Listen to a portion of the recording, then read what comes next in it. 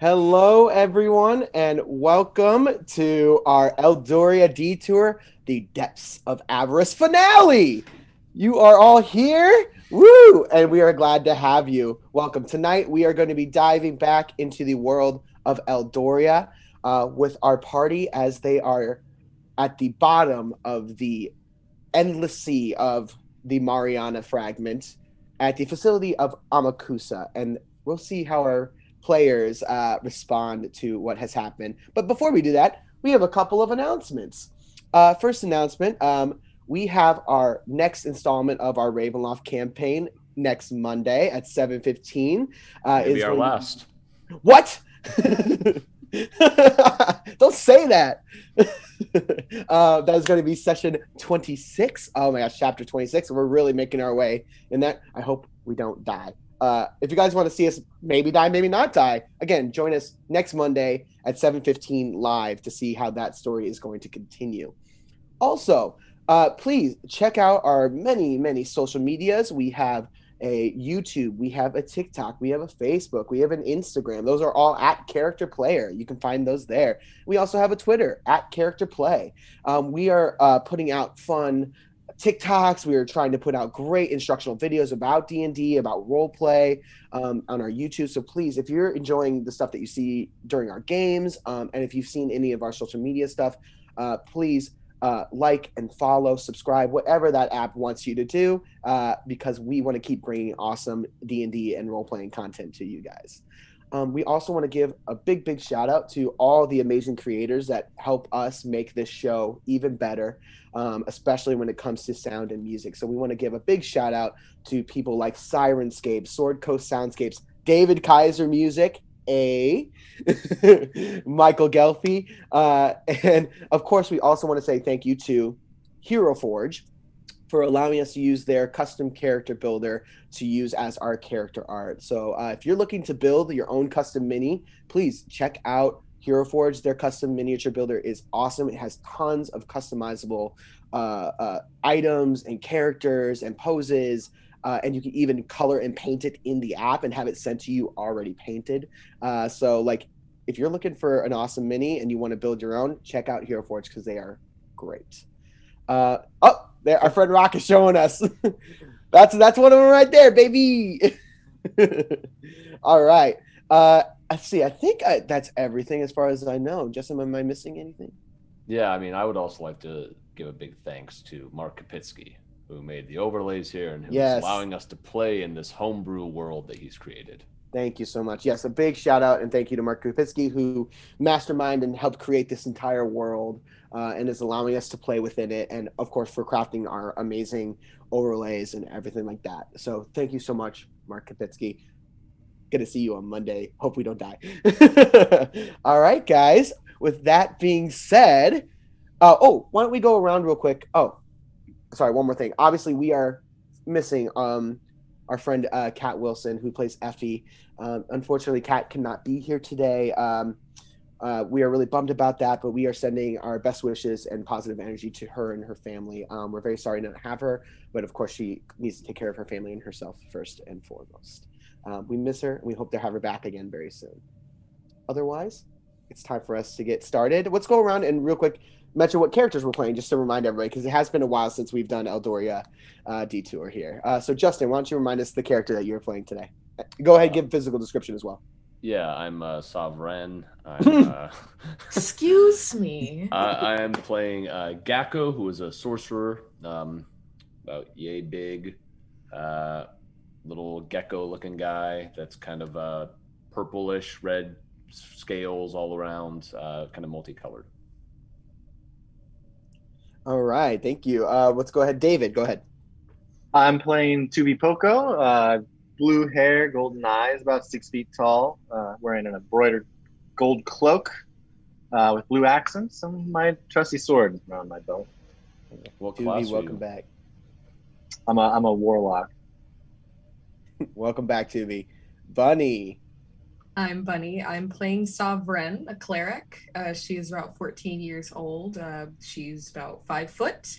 Is wearing all white. Her white royal romper with a white cape to go on top. Yeah, that's pretty much it. All right. And last but certainly not least, Panthro. Hey, what's up, everybody? I'm playing Rock,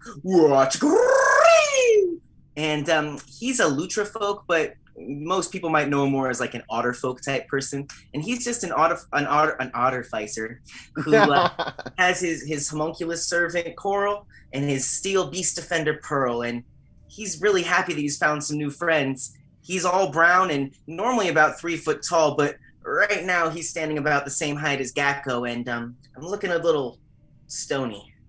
All right. Speaking of which, He's let's stoned. he's stoned. Let's jump back into Eldoria, Depths of Avarice. Last time, you all, Gakko, Tuvi, and Bunny. Oh, sorry, and Sovereign. Bunny? Gakko, Tuvi, Sovereign, and Effie were teleported or pulled to this location. You guys were pulled into a metal shaft that was filling rapidly with water. You were able to, through different magical means, escape before you drowned, and you found yourself in a collapsing underwater facility known as Amakusa. Amakusa being a branch of the consortium, which you all have had a few run-ins with and aren't quite fond of. You met and rescued our friend Rock from a collapsed tunnel and had a run-in with a couple of interesting new folk known as the Nidazites, who are these jellyfish people. Tuvi at first thought perhaps they were kind, perhaps they were benevolent, but found them to not be so amenable. After a quick scuffle, the crew was able to defeat a couple of guards that they had ran into and heard a message coming over the radio from Yeva, who is a consortium representative. He offered the crew 7,000 gold pieces apiece if they were to stabilize the facility, ensure that the drill that they are using to mine a viscous mucus that is meant to be of some kind of cosmetic use, and clear the facility of all the Nidazites and hold it while they send more representatives and reinforcements. Being a little mistrusting of the consortium, the crew hesitantly agreed with the understanding that perhaps they were not going to go through with these plans. However, they snuck down to the first floor, hoping to gain a little bit more information about what's going on. They checked the refinery where some of this mucus material was being harvested and experimented on and bottled and canned for shipping. Our friends Gakko and Rock went in and experienced maybe some of the effects. Our friend Rock, having been shrunk down one size and subsequently then gaining stone skin, and our friend Gakko having resisted those effects. On their way out, they noticed some movement in the laboratory next door. Our friend Tuvi jumped in and decided to talk to and message this creature and found that it was one of these Nidazites. But maybe this Nidazite looked like maybe a little bit more refined and dressed, perhaps one of their leaders. Tuvi made contact with this Nidazite and struck up at least an agreement of sorts that they would not harm each other if they could talk. The Nidazite leader agreed and led the group up to the mess hall on the second floor, where our friend Rock saw 4 other employees of Amakusa who had been tied up and held hostage in this mess hall, surrounded by 14 other Nidazite guards and an additional Nidazite leader. As our friends were standing there, they were tossed a set of kelp ropes and asked to tie themselves up. The Nidazite leader said that Tuvi had asked to be taken to their leader, and they said they would oblige. And that is where we left off. Tuvi, Gakko, Rock, and Savren, these kelp ropes have been thrown to your feet as all 14 of these other Nidazites that are kind of lining this mess hall have their tridents kind of pointed and at the ready, and everybody is looking expectantly at you all. Okay. Let's go with him. This seems really unnecessary. I don't even know if this rope can fit across me. I'm a dragon, you see, and I would just break out of it so easily. Do you expect me to tie me up? Good point, Sovereign. Yeah, perhaps that can be of some service to you. I don't think there's really any need for all this hostility. We do not know you. We do not trust you. Well, we don't know you, Um, and we don't trust you, so maybe you should also, if you also tie yourself up, then we'll do it too. We're a little outnumbered here. I don't Precisely. think so. If you want to meet the one of many arms, we will take you to her, but you must follow our instructions. I think I'm just gonna go work on the rooms and the mechanics, and I'm gonna try to like start like scooting out of the room. I guess I am too. I'm gonna cast message and quietly whisper quietly whisper and point to these guys to whisper a message into their heads. Mm-hmm. Don't worry, guys. I got this. They can't take my weapon from me. I think you can only do one target at a time, so you'd have to do this several times. I'm doing this several times. Okay. You're gonna sit there and like whisper and point to each person. You. Okay. While Tubi's doing that, I'm going to tell them, how about we leave our weapons Absolutely, leave your weapons. and not be tied up? Yeah, how do we know you guys are gonna keep your word? Like, what if you just tie us up and then like throw us in a trench? I mean, I'm a dragon; it won't really affect me, but these guys, you know. I don't want to be in a trench. Besides this trench that we're in, working in, of course. But this is the only trench I want to be in. I don't want to be like thrown in another one. Yeah. Why would we throw you into a trench? You asked to be taken to the one with many arms. Well, we are only it's a little obliging. suspicious. You're asking for us to tie ourselves up? I mean, I'm gonna bind myself as this is going on. Okay. Okay. Tuvi's binding himself, and Rock, as you and Pearl are kind of backing out with Gakko, a few of the Nidazite soldiers kind of close off the door and like kind of stop you from kind of like backing all the way out of the room. Oh, clams. Guys, trust me, it will be okay. Arvin looks at Tubi like he's a goddamn traitor. He's just like, You did get the whisper in your head of like that he said he had mentioned what he's planning. yeah, but Sovereign doesn't believe in it. Okay, that's fair enough. Effie, what do you think about each all other this? for so Effie, long. Oh, tell me a detailed description of your thought process here. I don't really know. It's a hard situation. Go on, please. I mean, on the one hand, I hate you. I can't do Effie's accent. Effie seems pretty scared and nervous, and is looking to you guys to kind of really, kind of make a move here, and she'll back you guys up.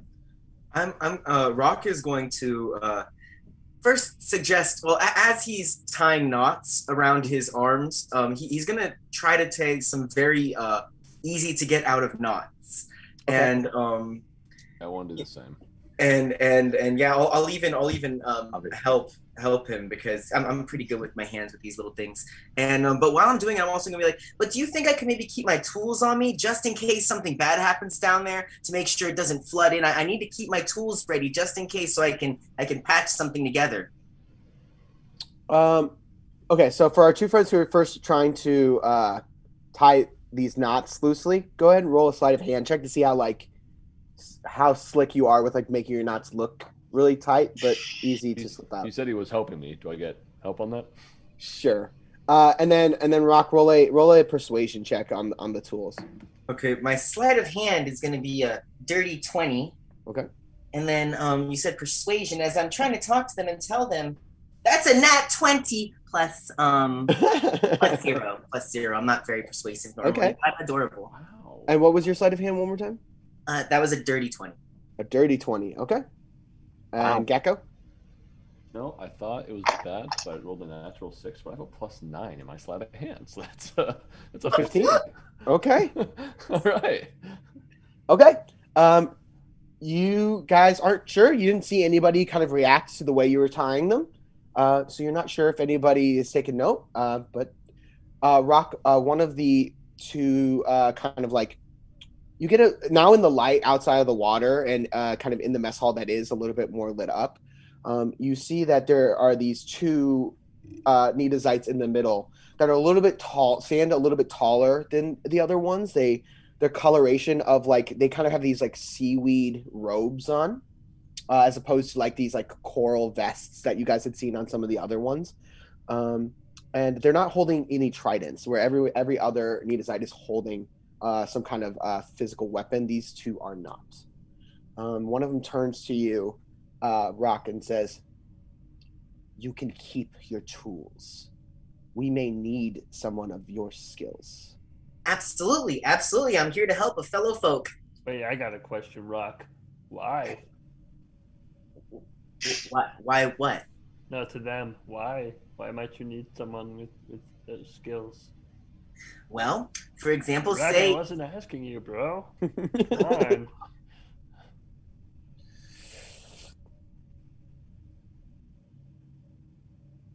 The many-armed one has been sealed away for some time. And from my understanding, Why? you have a lot of questions. I pretty much only have one. Why?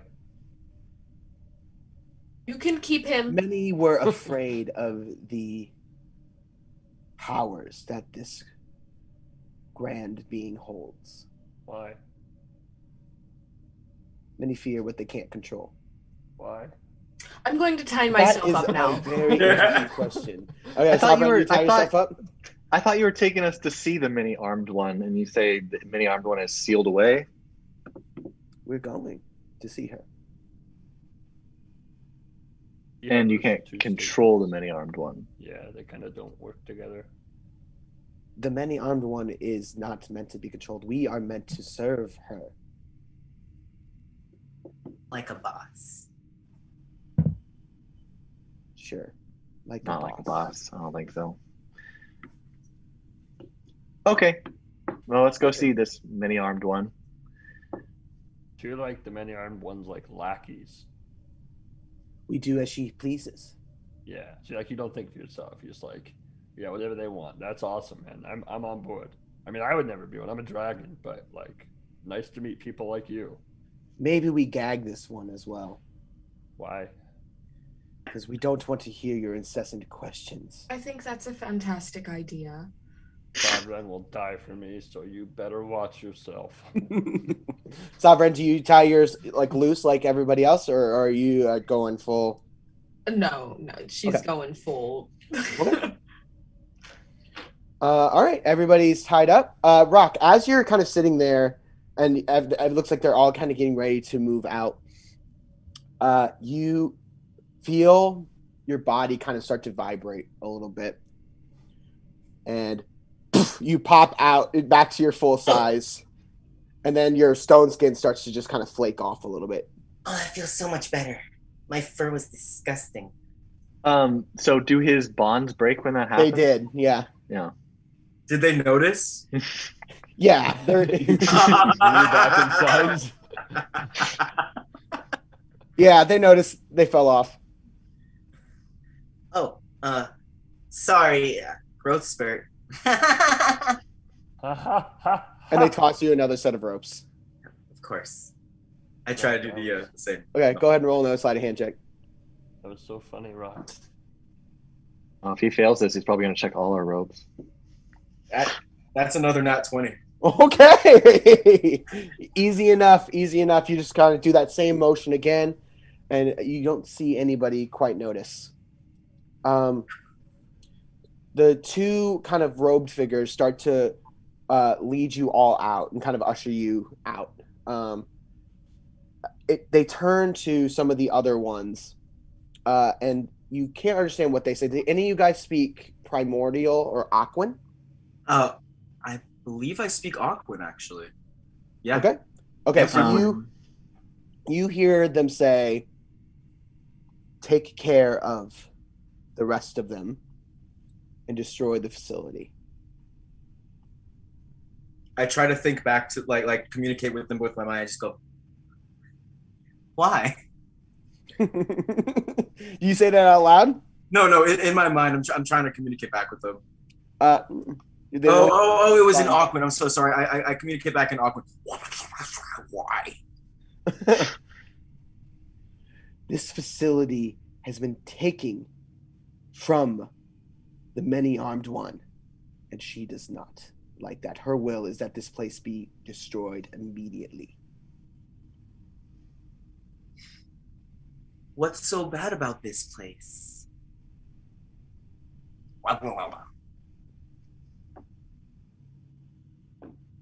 To have the audacity to steal from such a magnificent being deserves its full wrath.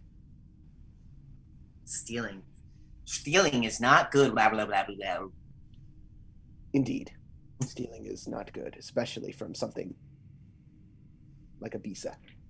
I take a second and I just look at the rest of them and I say, protect them, like to myself. Mm-hmm.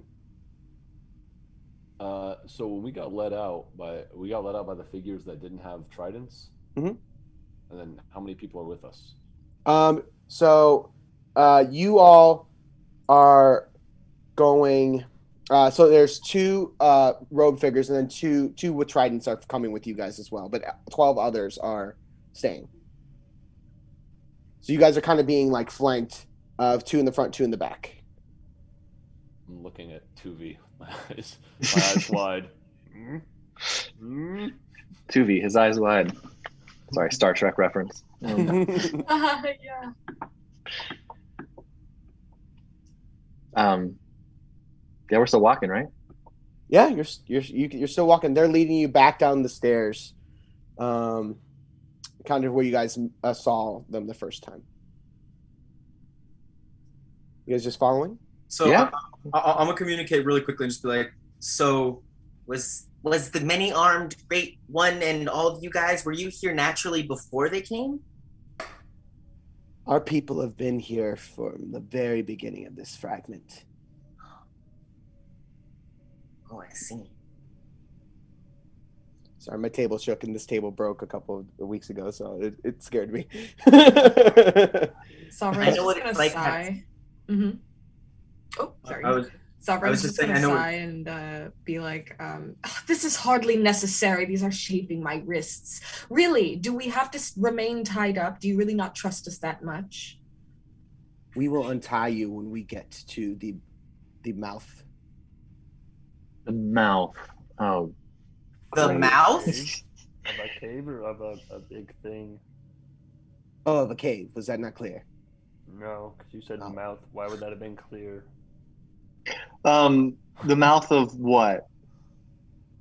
Of where she rests. She's just like napping. You know, I'm a dragon, guys.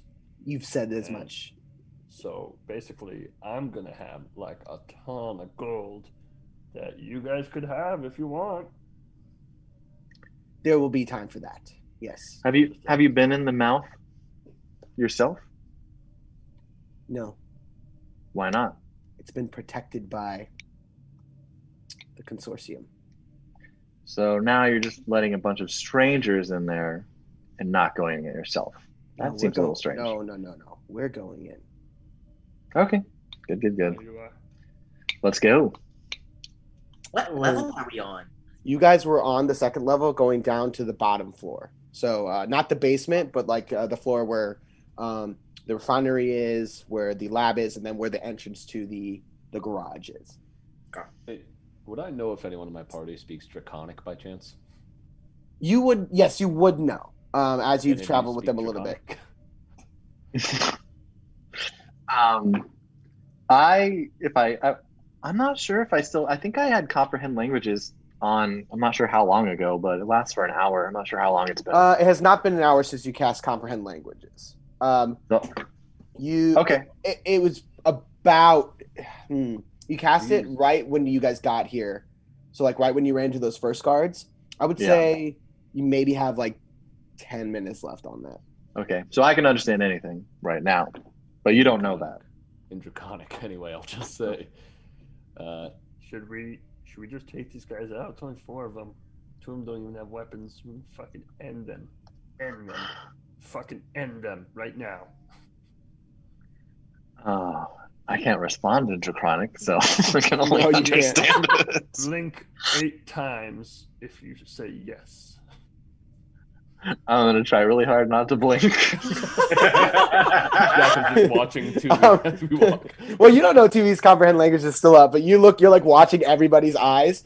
You see people blinking pretty sporadically, and trying to count how many times each of them blink. That made me blink so much more. Gavin You just like shaking with indecision. You can see he's you can't tell if Really anybody. I'm just gonna say peace to him. Peace. Yeah, peace. They lead you guys down to the next floor. You guys are walking across that metal grate catwalk. You see that the familiar side of the kind of metal, kind of cubed rooms that have these like metal lids on them, basically, and you see the familiar little catwalks that lead to these manhole ladders that lead down to these different rooms.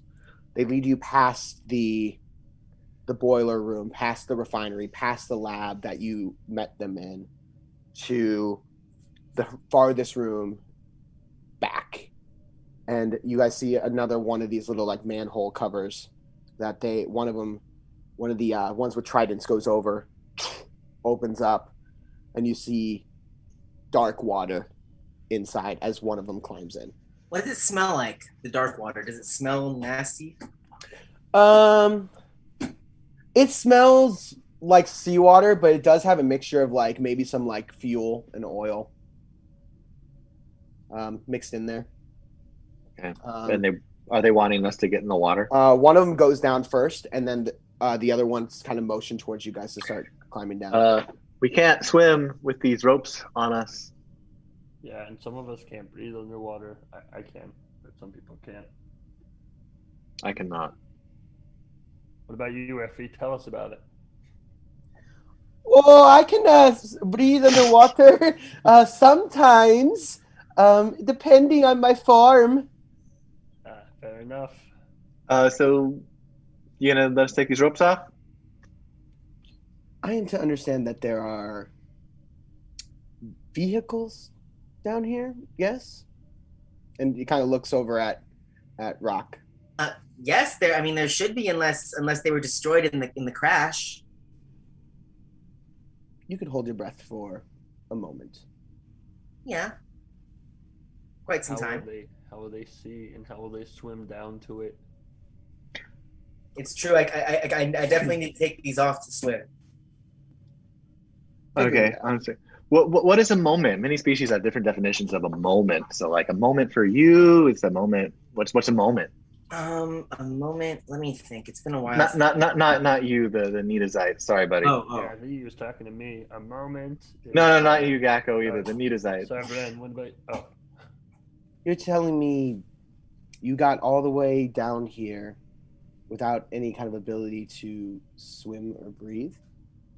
I can swim and I can breathe air, but you guys do remember that you did acquire a couple of pills of water breathing. We got I here. do now. Okay, let's go. I'm gonna pop my pill. Sorry. Yeah, you guys had 6 pills of water breathing. So forgetful. Each or just in all? Just gonna dry swallow that thing? I think just in all, Sovereign. 6 Yeah, in all. I'm not gonna swallow with the gasoline water. That's for sure. We got, so Tubi pops one of these water breathing pills. You now can breathe water for the next hour. Nice. But what about the swimming? Use your feet. Gillyweed. I'm not really... I don't think that's how that works. It's true. Most of us mammalian creatures, and well, I guess the reptilian as well. We have to use our appendages to swim, whereas you guys can just kind of like use your tentacles to push. Ours aren't as strong like that. Mine a little bit more so than theirs, but yeah. I mean, if we drown before we get to the many armed one, I bet she'll be pretty mad with you. We will escort you to your transportation. Very good. I lay down on the ground to let Okay. them pick me up. Yep, and one of them does kind of like bring you over and like pass you down into the hole, and starts to escort the rest of you, one by one.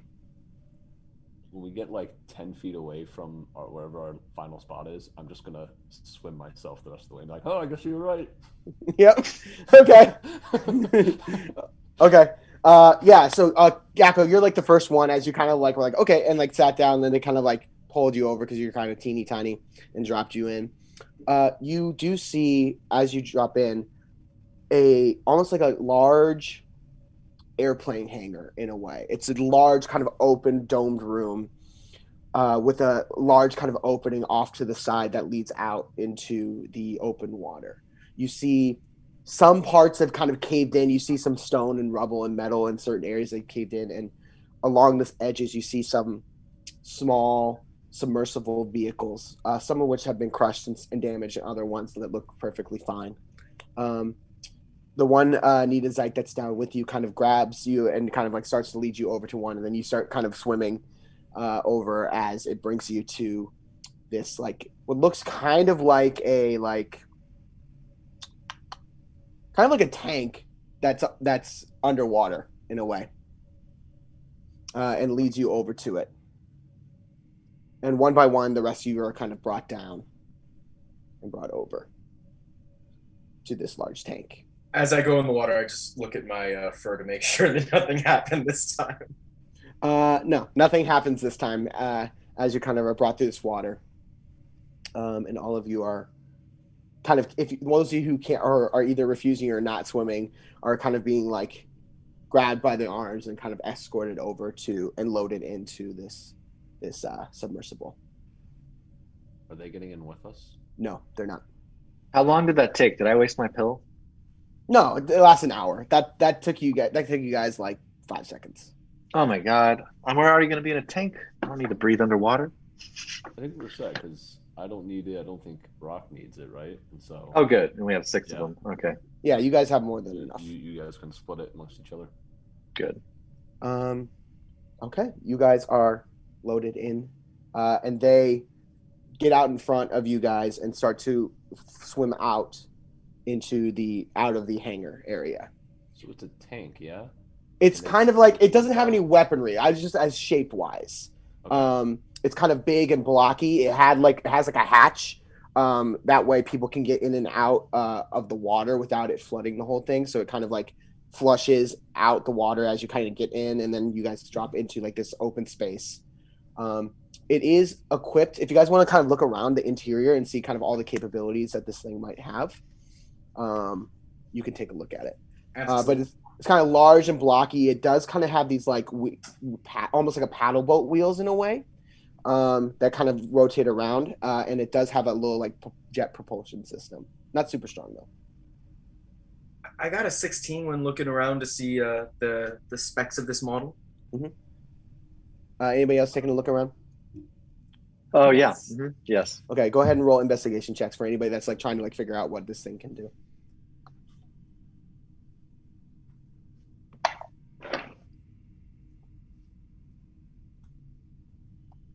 Investigation. Looking at Tuvi, I'm just kind of like eyeing him. Mm-hmm. Could I 13 fit in his armor if I needed to? Could you what? Fit in his armor? Like slide up in his armor and like tuck myself in. Roll an intelligence check. And what was it? Our investigation checks, everybody? 16 for Rock. And 13 for 13. me. A 6. 6.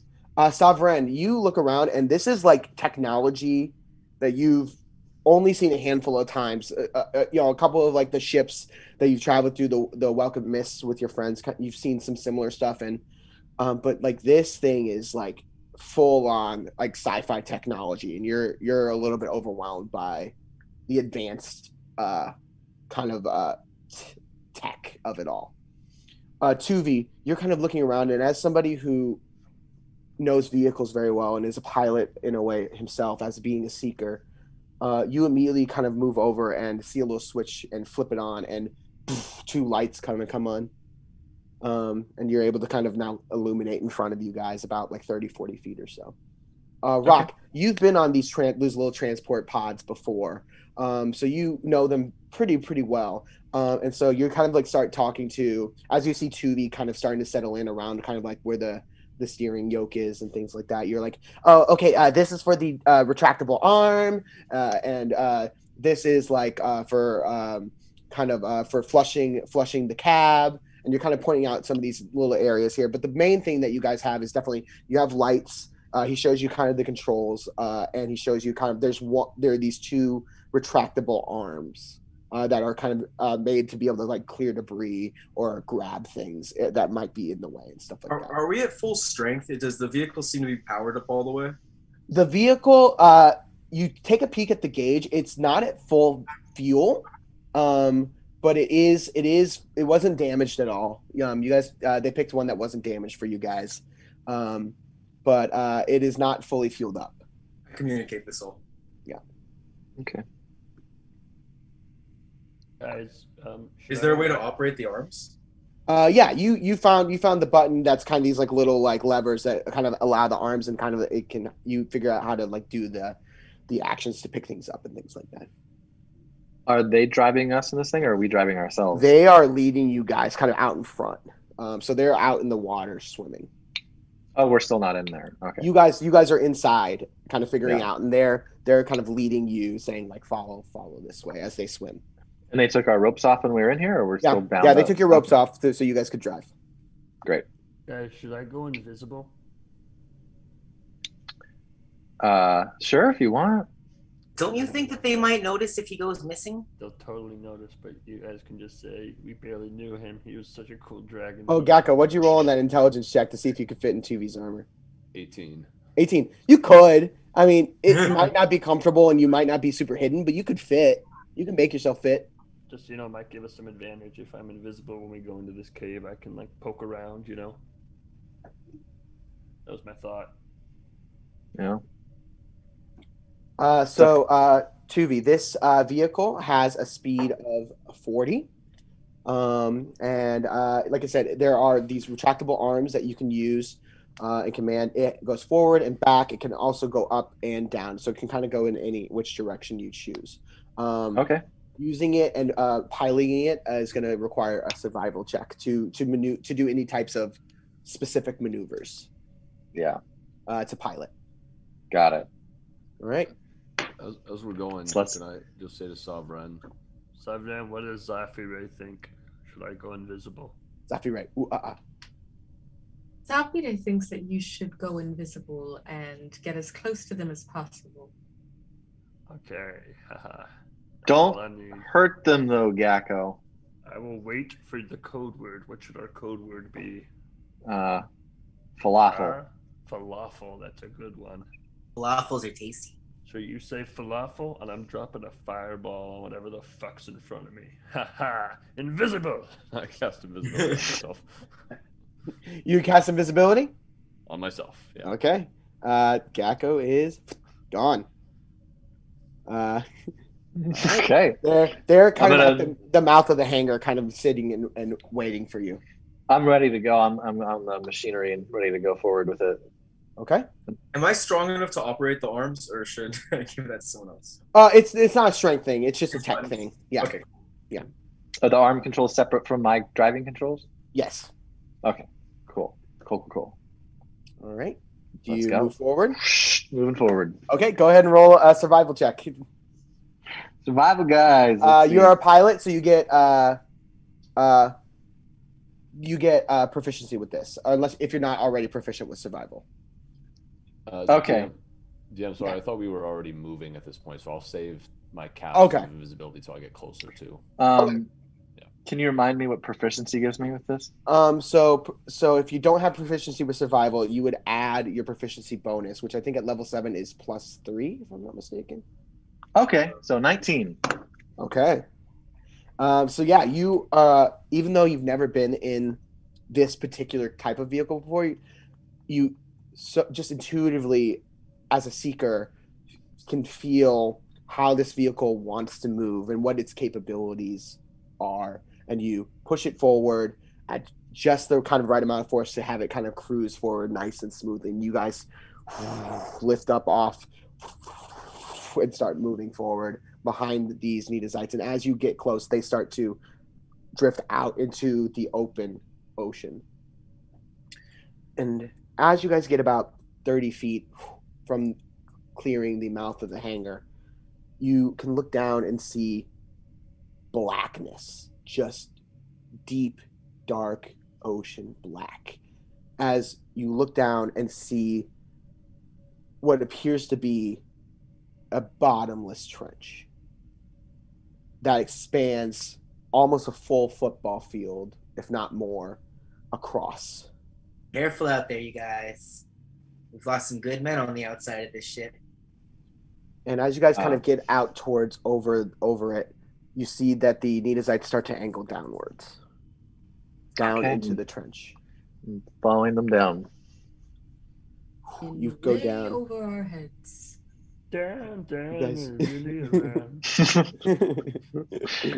You can still hear them. We're going down swinging.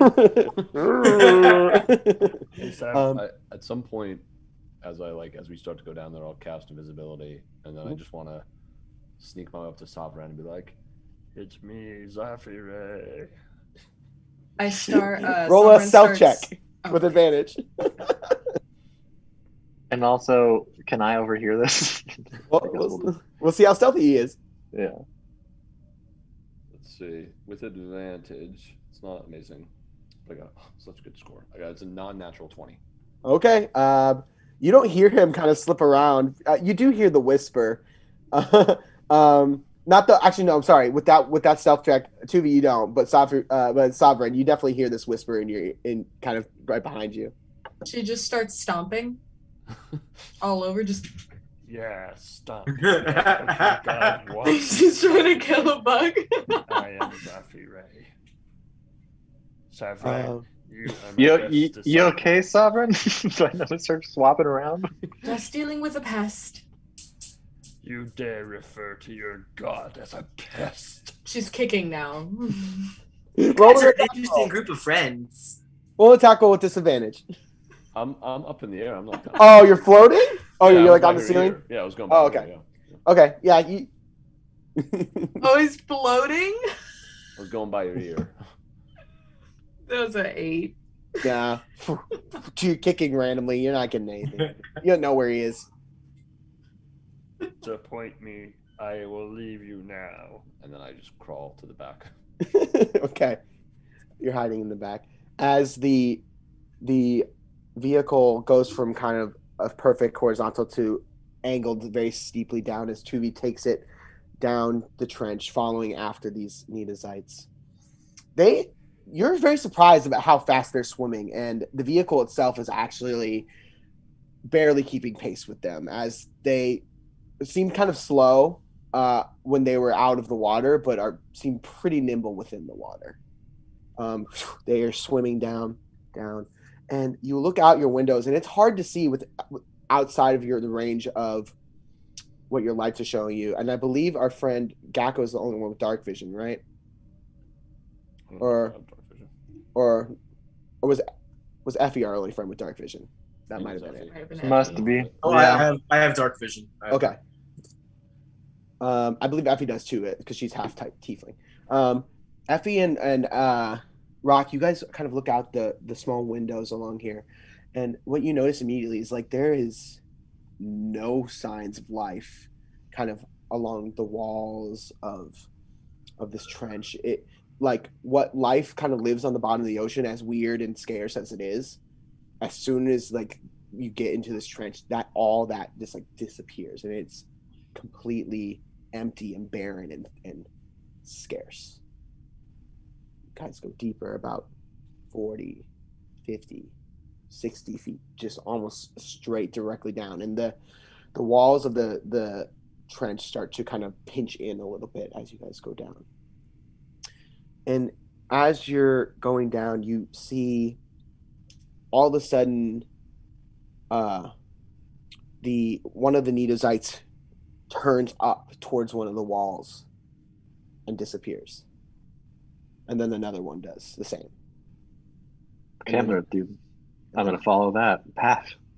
As you go down and kind of turn and flatten out just a smidge and look up, you see kind of this outcropping, and underneath it on the side, almost completely hidden. If you were just coming straight down, you would never be able to see this thing. But coming upwards, you can see that there is an opening to the mouth of this cave, but it's in front of it. You see these kind of like thick kelp that's kind of covering it and kind of gently kind of drifting and floating along with whatever kind of current is down here. As you see one of these Nedozites slip through.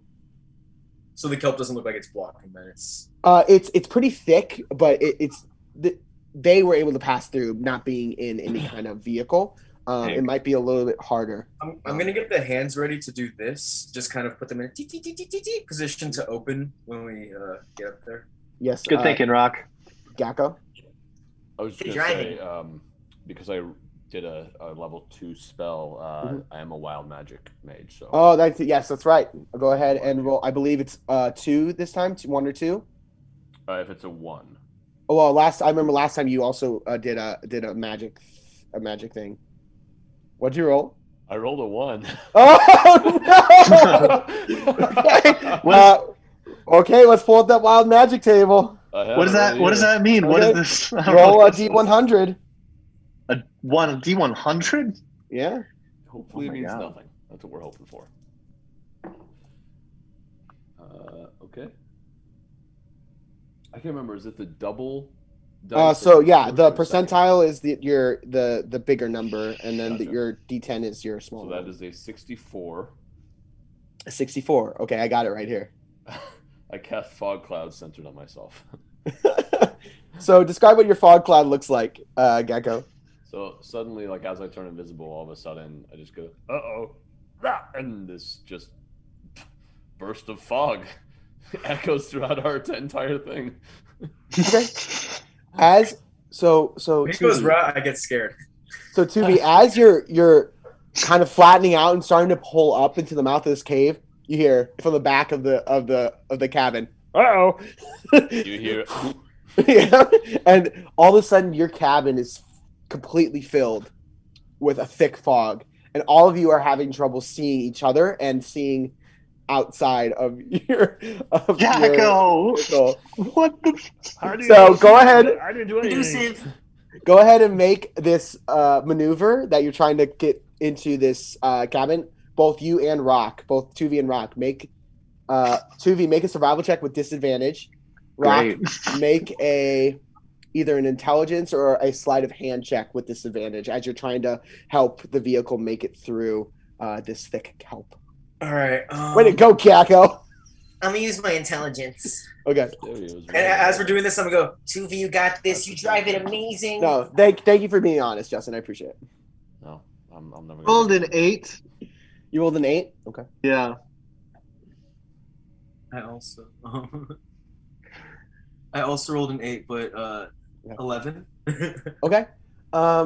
So as you're kind of like trying to see out, but this fog is just making it so hard for you to see exactly, Tuvi.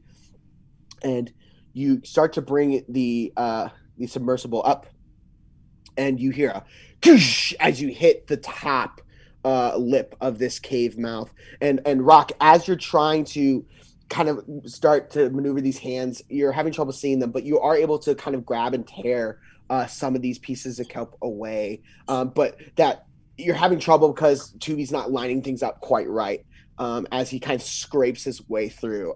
The submersible is going to take 5 points of bludgeoning damage. It has 30.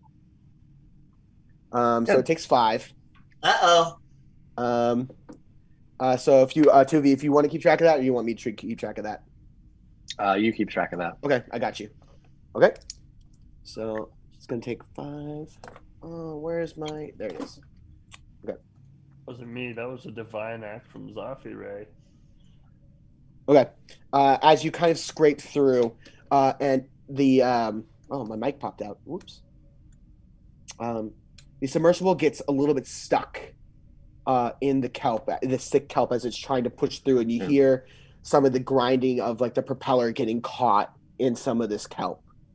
You can make an additional check here if you want to. It's still a disadvantage to see if you can push this thing out. Both of you guys, same rules. If any of you guys want to do something to try and help and aid, you definitely can. Okay. Can I? I'm gonna try and run my propeller in reverse for a second. Okay, so you're gonna try and back it up. Yeah, Okay. to kind of so the kelp wrapping around can kind of unravel. Okay. So I roll a survival check for that still? Yes. Yeah. Okay. Is there like an exit on this thing on the bottom? You know, like a submarine might have that. It's on the exit is on the top. So like there's like get in without it filling with water. Well, that's what. So there's like a chamber, like a decompression chamber. So basically, you get into this tube, and it fills, and then it flushes out, and then you can get out, and then the next person gets in, kind of thing. Can I open up the decompression chamber so that the fog goes up there, and then it can clear some. It can clear some space. Yeah, sure. kind of reverse the process. Yeah. You kind of open it up, and it fills about like a 5 to 10 foot space of this tube. So kind of the fog cloud shrinks just a little bit, kind of clearing some of the edges. So that can lower that DC for our friends as they can see a little bit better. Yeah, I'll just keep doing that. Okay. I rolled a 7 as I tried to get the hands to rip some more. 7 total? Yeah. Okay. I got a 14 backing up. Okay. So Tuvi kind of puts things in reverse, kind of backs out of the kelp a little bit, and kind of unravels things just enough. And even though Rock, you're still having a little trouble kind of getting things out of the way, Tubi's just able to kind of like brute force his way through this kelp and kind of force his way through without any further damage to the vehicle. Well, that's one method I like.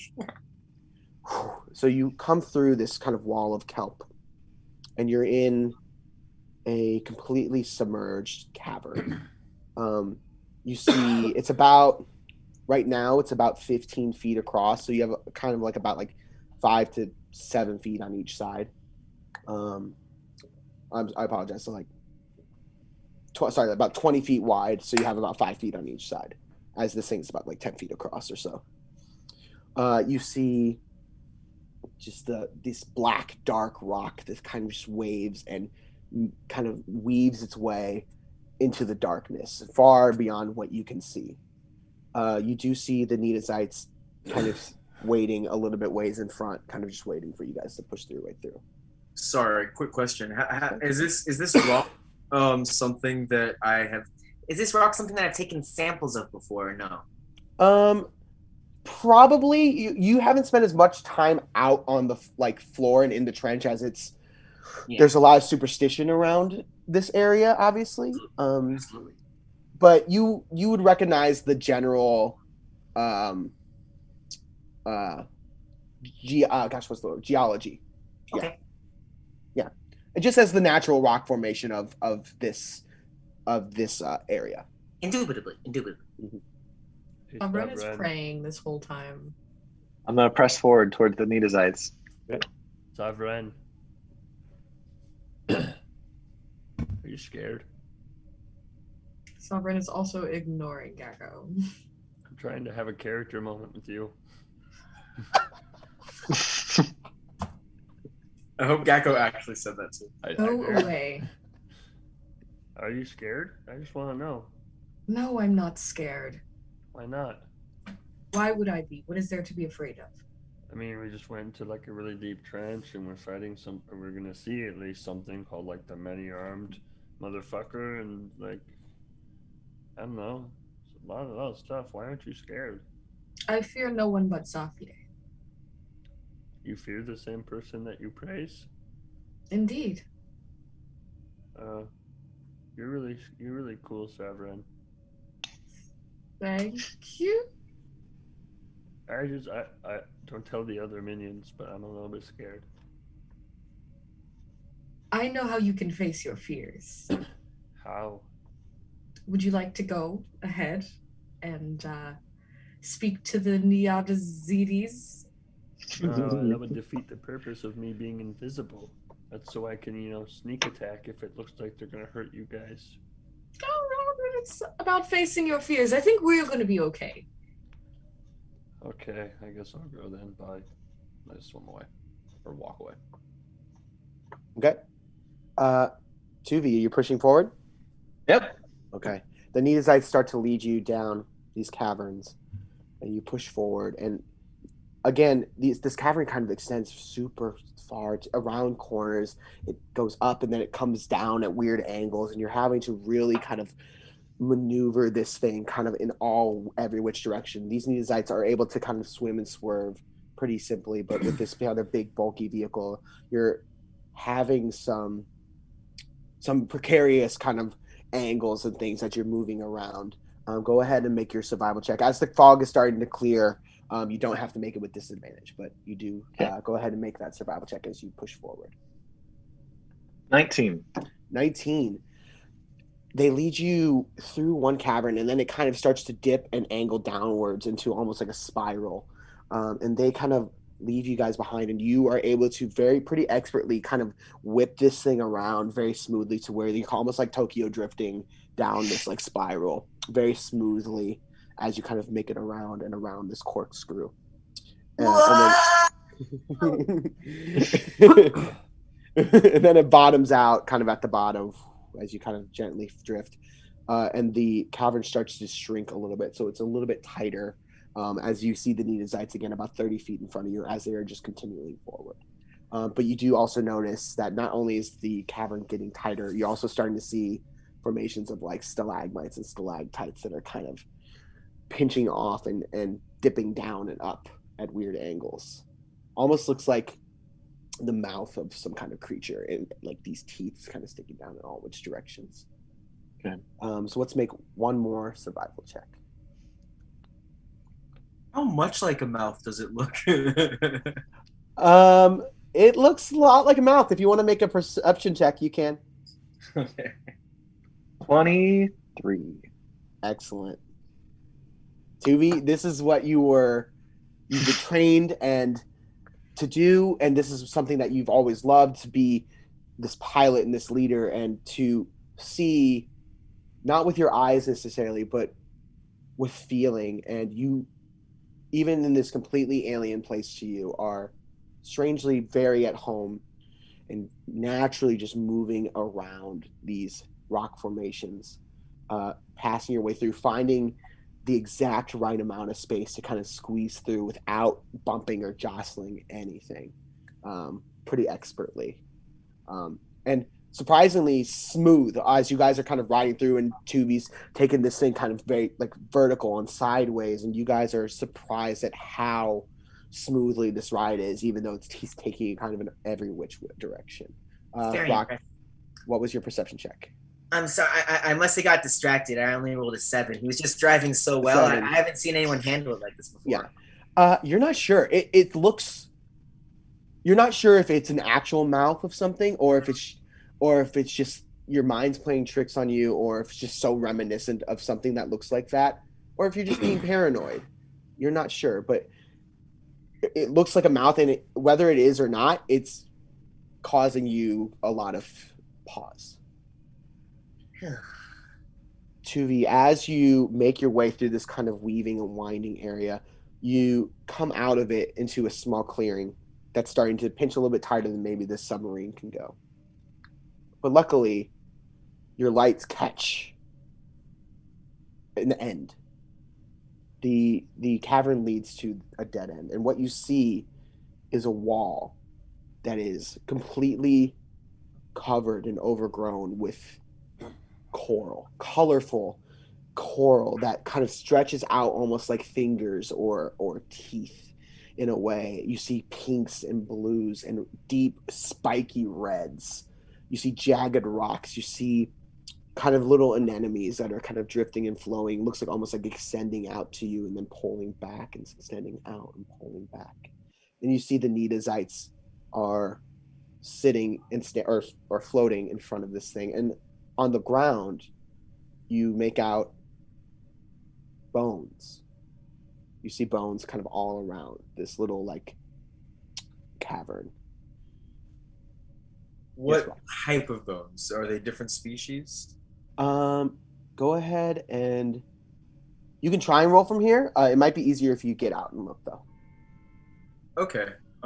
They're kind of all scattered about, and some of them are like buried in like sediment and sand. It kind of just maybe like sloughed off the walls, or maybe even it's like refuse from like this coral bed that's kind of grown up over.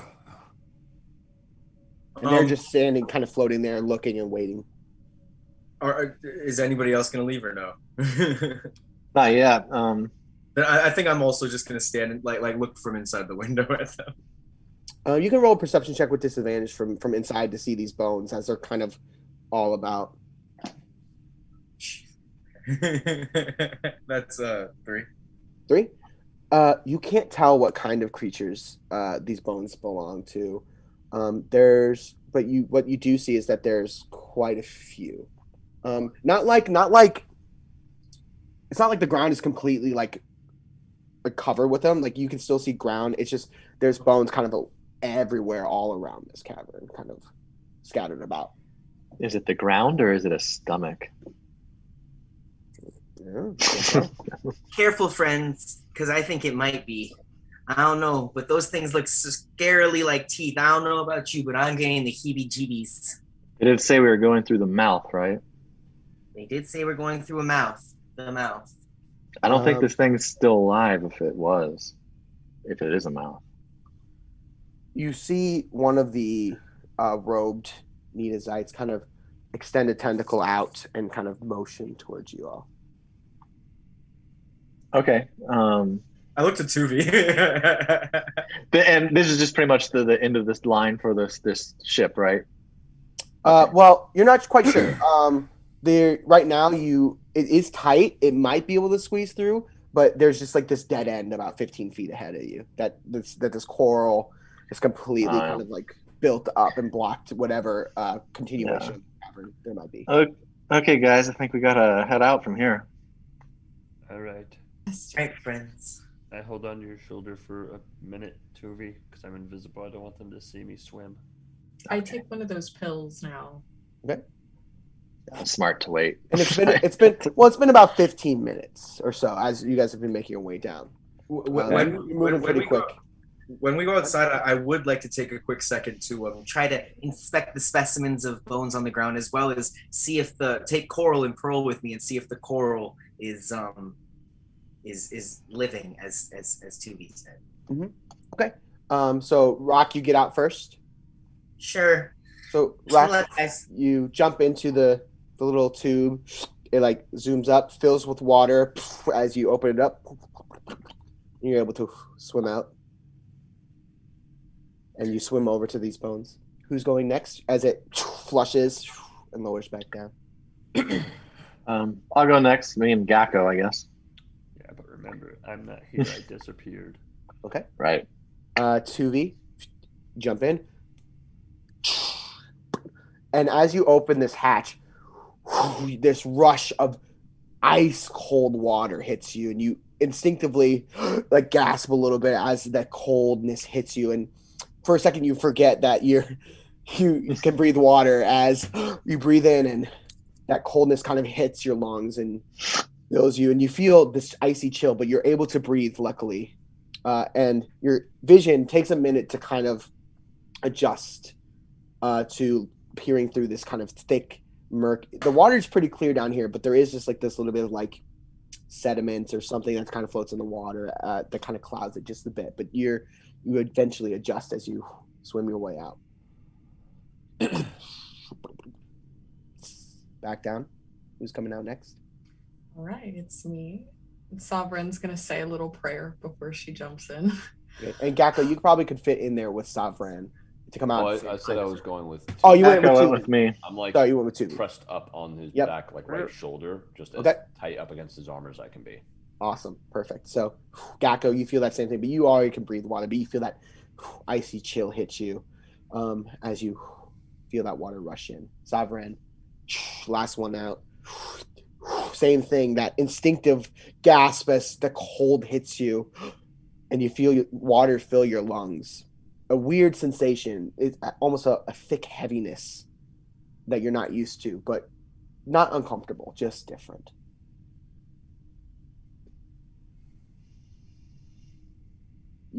Our friend Rock swims over to immediately starts looking around at these bones. Go ahead and make either an investigation check or a medicine check if you're looking specifically at one set of bones.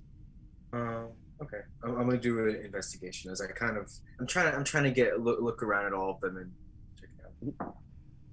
Okay. That's 21. 21. You look around and these are not just one kind of bones. You recognize, oh, that's a crocodilian femur. Oh, okay, and that's an orcan spine. You recognize about 7 different types of humanoid aquatic beings. Oh, wow. Oh, sorry, not 7. 12. You see about 12 different kinds of humanoid aquatic beings that are all lined around this cavern. Oh my. And as you're looking through these bones, you look up and kind of glance at the wall of this cavern, and you guys all, as you kind of are coming in, and the lights of your submersible still on, still illuminating the room so you can all see. You look up and you see along the walls of this cavern are these cave drawings depicting a world where you see 12 different configurations of these like swirls that are all mixing and intertwining together at certain intervals in certain places. Equation. You see another picture of this large being, this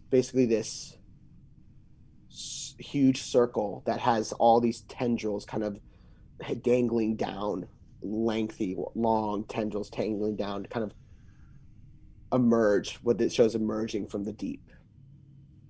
You see pictures of many people from the past that lived down here offering this thing gold and treasure and gems and food.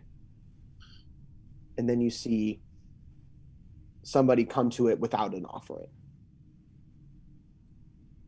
And you see its wrath as it takes its body as its offering and consumes it.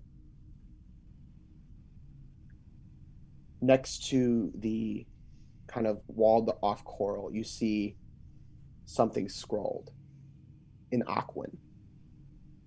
Tuvi, unfortunately, your comprehend languages has faded at this point. Our friend Rock, you can read this. The wall scrawled on says, "Beyond this threshold is a being of great evil.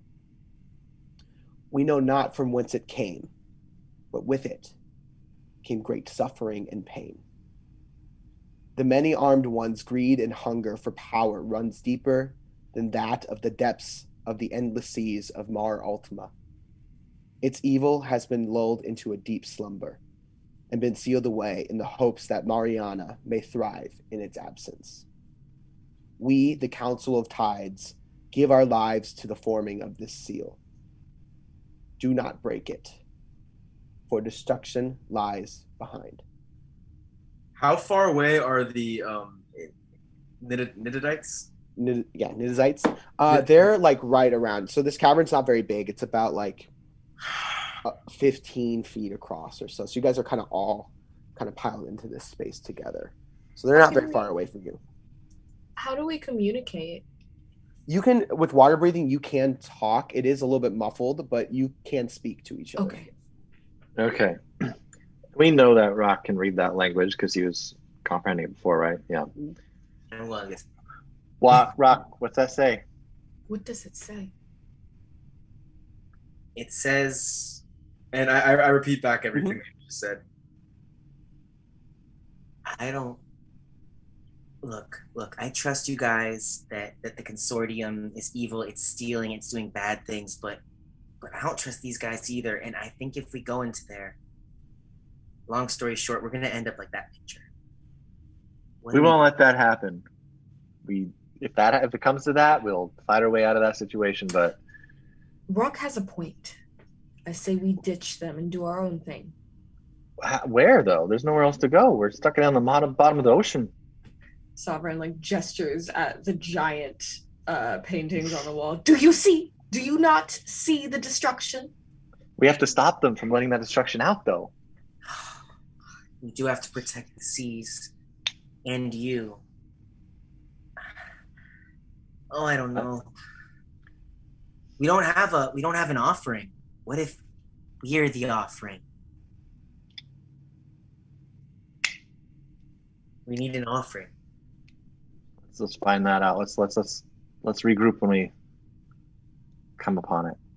As you guys are chatting, go ahead. Anybody who wants to. Tubi, you said you were going to look at, or Sovereign, did you say you were looking at the coral? No, I was not, but I could. That was Rock. Oh, sorry. Yeah, you can take a look at the coral as well if you want to. Roll a nature check or an investigation check. 22 nature for me. Okay. This is living coral. It is living coral. The coral itself is not dangerous in any kind of way. But it's strange that it's down here, as you haven't seen a whole lot of life in this area as you guys have kind of been making through, other than kind of at the mouth of this cave and then here. So it's strange that this coral has kind of collected down here so far away from any kind of food source or anything like that. But underneath it, you see for a second a metal, maybe like looks like a metal, kind of like swish kind of comes down, and then you kind of look up and you see another one and another one. This coral has built itself around some kind of large metal plate of some sort here. All right. Ren and I were looking at that together, right? Mm-hmm. Cool. I just kind of point to like the metal. I say, I wonder if we can get it off the bat. As you say that, you hear ching, ching, as you turn and you see these two nidazite start to chip away at this coral and cracking it off of this wall, and you start to see an unveiling of what looks like a large metal door.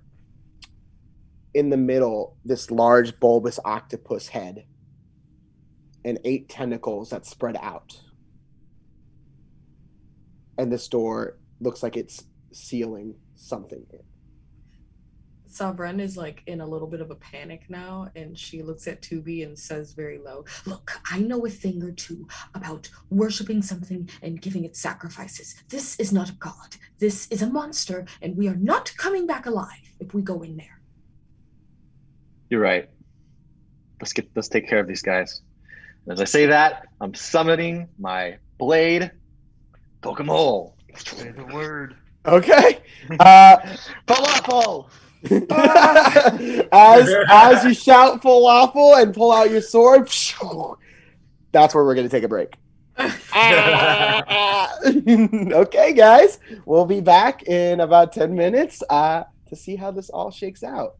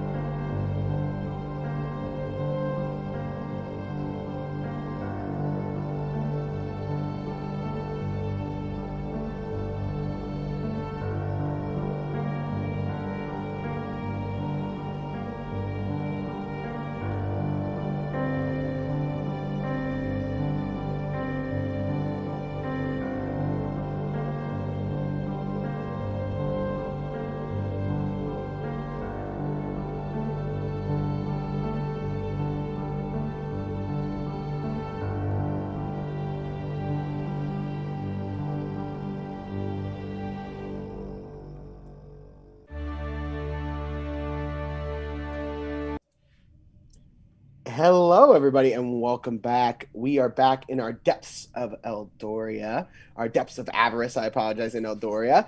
We are down in the trench, into the caverns, to the door of the many-armed one. And as the Needasites were preparing to open it, from what it seems, our friend Tuvi shouts, "Falafel!" and his sword Tokum Hole appears, and we are gonna roll initiative. Do we maybe get a surprise round on that since they weren't expecting us? I don't know. He shouted falafel as he so pulls why out a would they think weapon. it's What does that mean? It's Yeah. a code word. I will say if you had called out an attack before he had shouted, maybe. But now like that called their attention to you guys, I guess, in a way. Before anyone else had said any actions. I mean, they aren't expecting me to have a weapon either. No, but again, they're not surprised because you shouted and they looked at you. So now they can see if you guys are going to do anything because they're looking at you. They don't see Sure. Gakko, though, to be fair. Yeah, Because okay. Gakko is still invisible. So that is fair. So you'll have advantage on almost anything you do this first round, Gakko. But what's roll initiative? 14. 14. Is this on roll 20, by the way? Or This one is not. Gotcha. Because we are not in the space where this map is. So we fucked up, guys. We can go after we kill these guys. You're fine. It's fine. Whoops. Okay. Just give me 1 second. So let's get some initiative scores here. Let me write this down. 25 to 20. Anybody?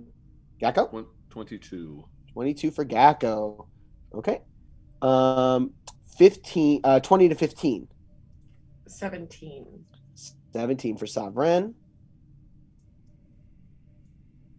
Okay. 10 to 15. Yep. 14. Tuvi? 14. Okay.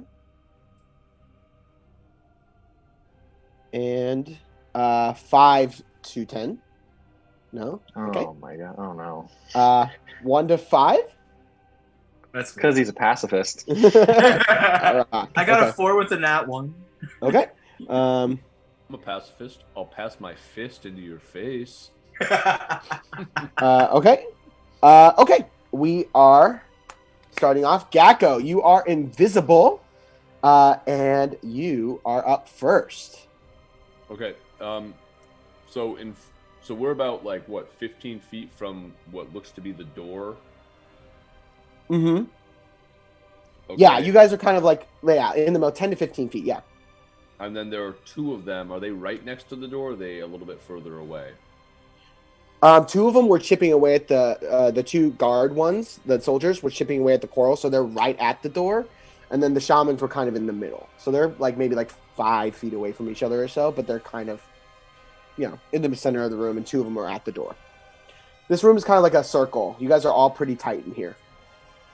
So, does it look in this room as though I could cast a fireball that would just hit them, not us, and also not the door? I don't want to hit the door. 20-foot radius. This whole little alcove that you guys are in is only about 15 feet in diameter total. It's real tight in here. So you wouldn't be able to hit just them and not hit the door, or just hit them and not hit any of you. Okay, as this is a tight space. So I know it's a lot of questions, but how tall is the room? I would say about 15 feet tall from floor to ceiling. All right, I'm going to swim up to the top. I'm going to use my quicken spell. And I'm going to cast haste as a bonus action. Okay. On Tuvi. All right. Tuvi, are you willing? It's good. It's good. I am willing. Okay. You get a +2 bonus to your AC. You have advantage on dex saving throws, and you get an additional action on each of your turns. Nice. And then at that I appear, but I'm just gonna try and use my action then to hide up above them. Okay. So you swim up about to the ceiling? Yeah, and I'm trying Okay. to find a spot, and that's when I cast the spell. Got it. Go ahead and roll a stealth check. Oh, that's amazing. That's 26. 26. You curl yourself around like one of these stalagmites that are hanging from the ceiling here, and the natural coloring of your scales kind of makes you kind of fade in a little bit, almost like you're a piece of coral or you're just kind of like a part of the rock formation. And you don't think anybody knows where you are after you kind of reappear and duck away. That is Gakko's turn. It is up to Sovereign. Okay. How far away are the Nitazites? So you were kind of over with rock by the scrawling, so you're like right next to two of them as they were chipping away at this door. So Okay. you're like 5 feet right next to them. Gotcha. All right, and this is a pretty small room. I'm gonna cast Hold Person. Okay. On which one? I'm going to do the 3rd level. I mean, which person are you holding person? Oh, the closest Nitazite, and I think that I have the ability to. At 3rd level, I think you can do it on more than one, right? Yeah, you can target 1 additional for each slot above 2nd. Okay, so you can do 2 of them. Which 2 are you doing? Okay, both of the Nitazites. Oh wait, There's this. We'll delineate them by soldier and shaman. Is what we'll call okay, them. that's where I got confused. Soldiers two- are the ones that are hitting the door. Yeah, the ones with the soldiers are hitting tridents. Get Got them. it. Okay, then both of the soldiers is who I cast it on. Okay. What saving throw do they need to make? They need to make a. Where is it? Wisdom. Wisdom. All right. Soldiers. Great play, buddy. So- Solid play here. that is a failure on both of them. So they're both finishing chipping away at this door, and they both instantly kind of seize up and start to just kind of. You see them trying to fight against it, but they are completely held. So that is Sovereign. All right, Sovereign, are you gonna move or are you gonna stay where you're at? I'm going to stay where I'm at. I need to concentrate. So as Tuvi shouts falafel and his sword appears and these 2 Nitazites, these soldiers at the door kind of start to seize up. You see the 2 shaman in the middle turn and shift and look at you guys real quickly, and they start to around their kind of little bulb, they start to glow this like bluish and pink color. One of them is going to run over to Sovereign. Is going to make an attack on Sovereign as she just cast a spell on her companions. Sovereign does a 16 hit. Yes. Yes. Okay. Sovereign, can you make a Constitution saving throw for me? Come on, Sovereign. That one. A natural 1. Oh, Sovereign, you take let's see, you take 4 points of bludgeoning damage as this thing comes over with a tentacle and just slams you across the face. And as it hits you in the face, you feel a shock as its arm lights up with electricity, and you feel an additional 7 points of lightning damage course through your body, and you are stunned. And I believe under the stun condition, I think concentration drops, but let me double check. Probably. Why would she need to concentrate when she's stunned? I don't care if I can't move. I'm just gonna hold concentration. Let's see. Oh, because her hold person requires concentration. Yeah. You don't lose concentration. You don't lose concentration, but you do have to make a Constitution saving throw to maintain concentration. You can use your Cardic Inspiration too. That's true. We have our Cardic Inspirations if you guys need them. Can I? Oh wait,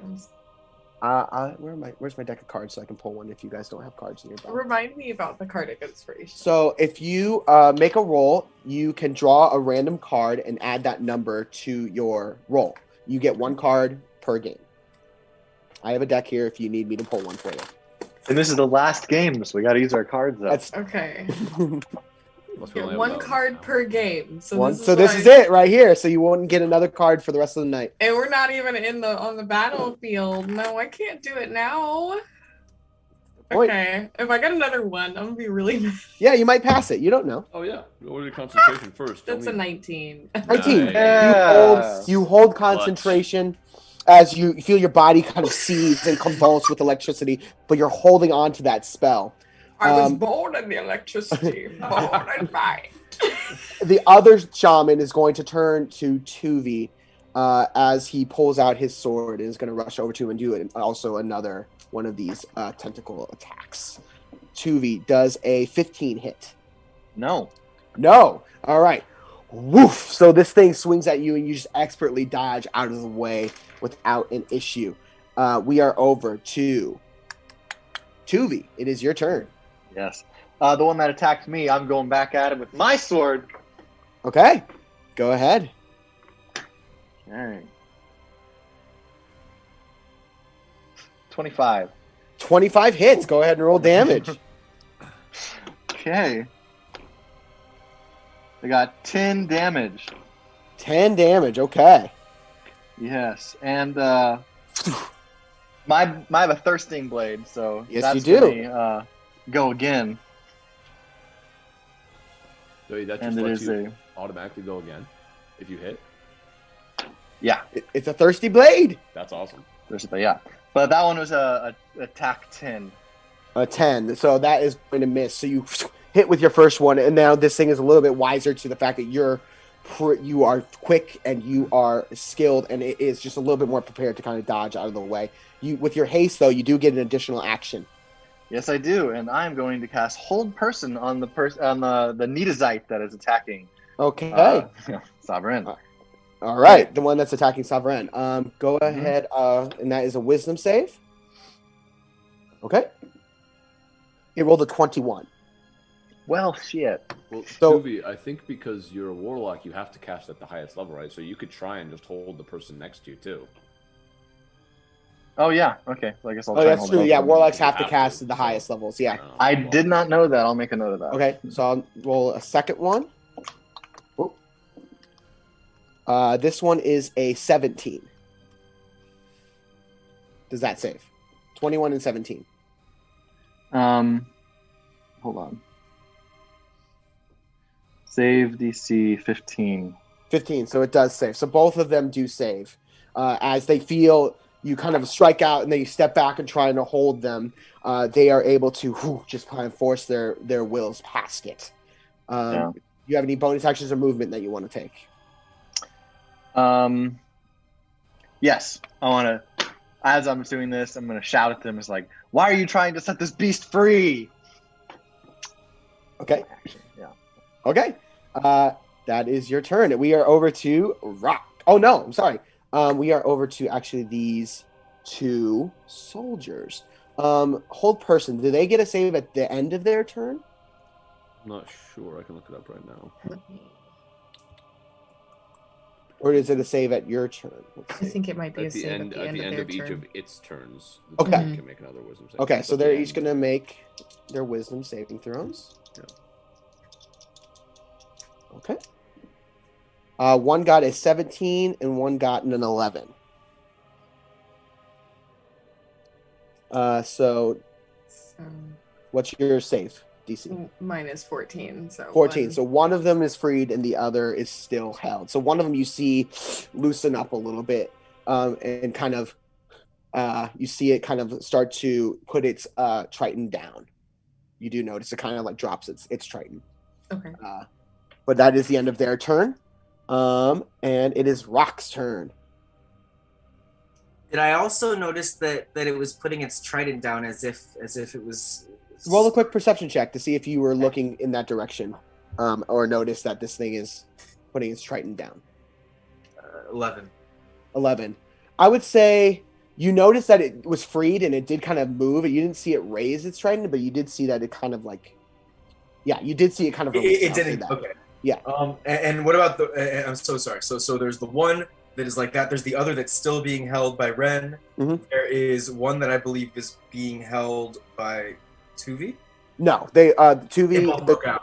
They both for 6. So there's one in front of 2v, one in front of Savran, 2 at the door. One is held and one is not. All right, and I don't trust these things though. All right, I'm gonna give you guys one warning. Everybody, put down your weapons, and there doesn't have to be any more fighting. Are you trying to persuade or intimidate them? I'm trying to persuade. I don't think I'm very intimidating. Okay, go ahead and make a persuasion roll. All right.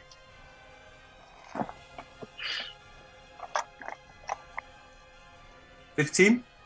15. They look. One of the shamans looks over at you and says, "We did not intend to fight you. You brought the fight to us." This monster's gonna kill us all. Why? Why would you set it free?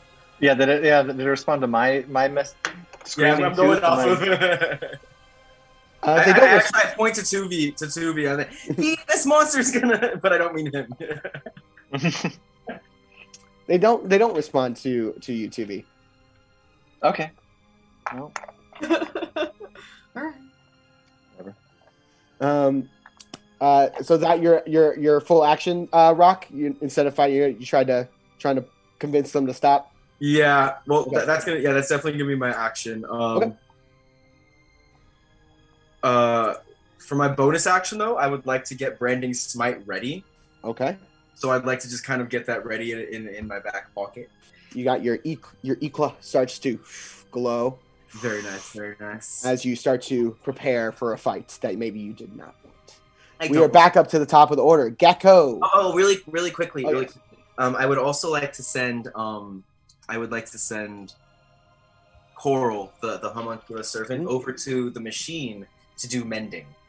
Okay. To the ship. To the ship. Okay. Yeah, ship So repair some of the damage that it took as you guys were coming in. Okay. Yeah. Cool. So Coral goes over and starts to mend. I will say with mending, go ahead and roll a d4. Okay.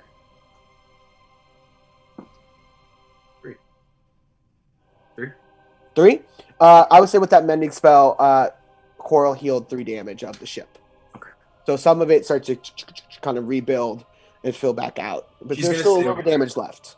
Okay. All right, we are back up to the top with Gecko. All right, Gecko is going to swim down and angle himself with the 2 that are trying to break into the door, and I am going to cast Burning Hands to try to catch them both. Okay. Go ahead. Is it a dex? Is it a to hit or is it a dex save? It's a dex save, so the paralyzed guy automatically fails. Yes, he does. So one of them gets to roll. Dexterity. He only rolled a 6. That So fails. they're gonna guys. take that That damage. is a pretty good amount of damage I just rolled. Not amazing, but for Burning Hands. 11, that is 17. 17. 17 points So of damage. as your burning hands comes out from the top there, one of the first things you know, go ahead and no, I don't think you have to roll for this. As it comes out of your hands, the first thing you notice is that it is a little bit diminished by the water around you, as some of the fire gets soaked up by the water and then hits into these creatures. One of them looks like it didn't like that very much, and the other one looks like it kind of wasn't too phased by it as it kind of takes that fire, and you kind of look, and its skin doesn't seem to be too affected by the fire, if that makes sense. Okay. And this one will take. Okay. And do you have any movement or bonus actions? I'll just swim back up to my spot. Okay. what did Back Effie up. do? I can't remember what Effie did. Oh shoot! Yeah, sorry, I forgot that Effie is not here. I apologize. I didn't give Effie initiative. Let me go ahead and give Effie initiative. I'm so sorry, guys. Oh, Effie rolled pretty good. The only problem is I don't have Effie's character sheet.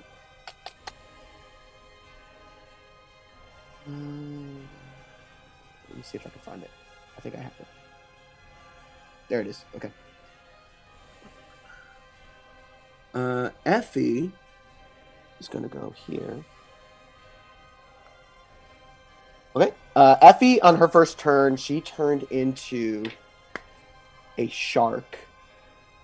And she attacked one of the guys at the door.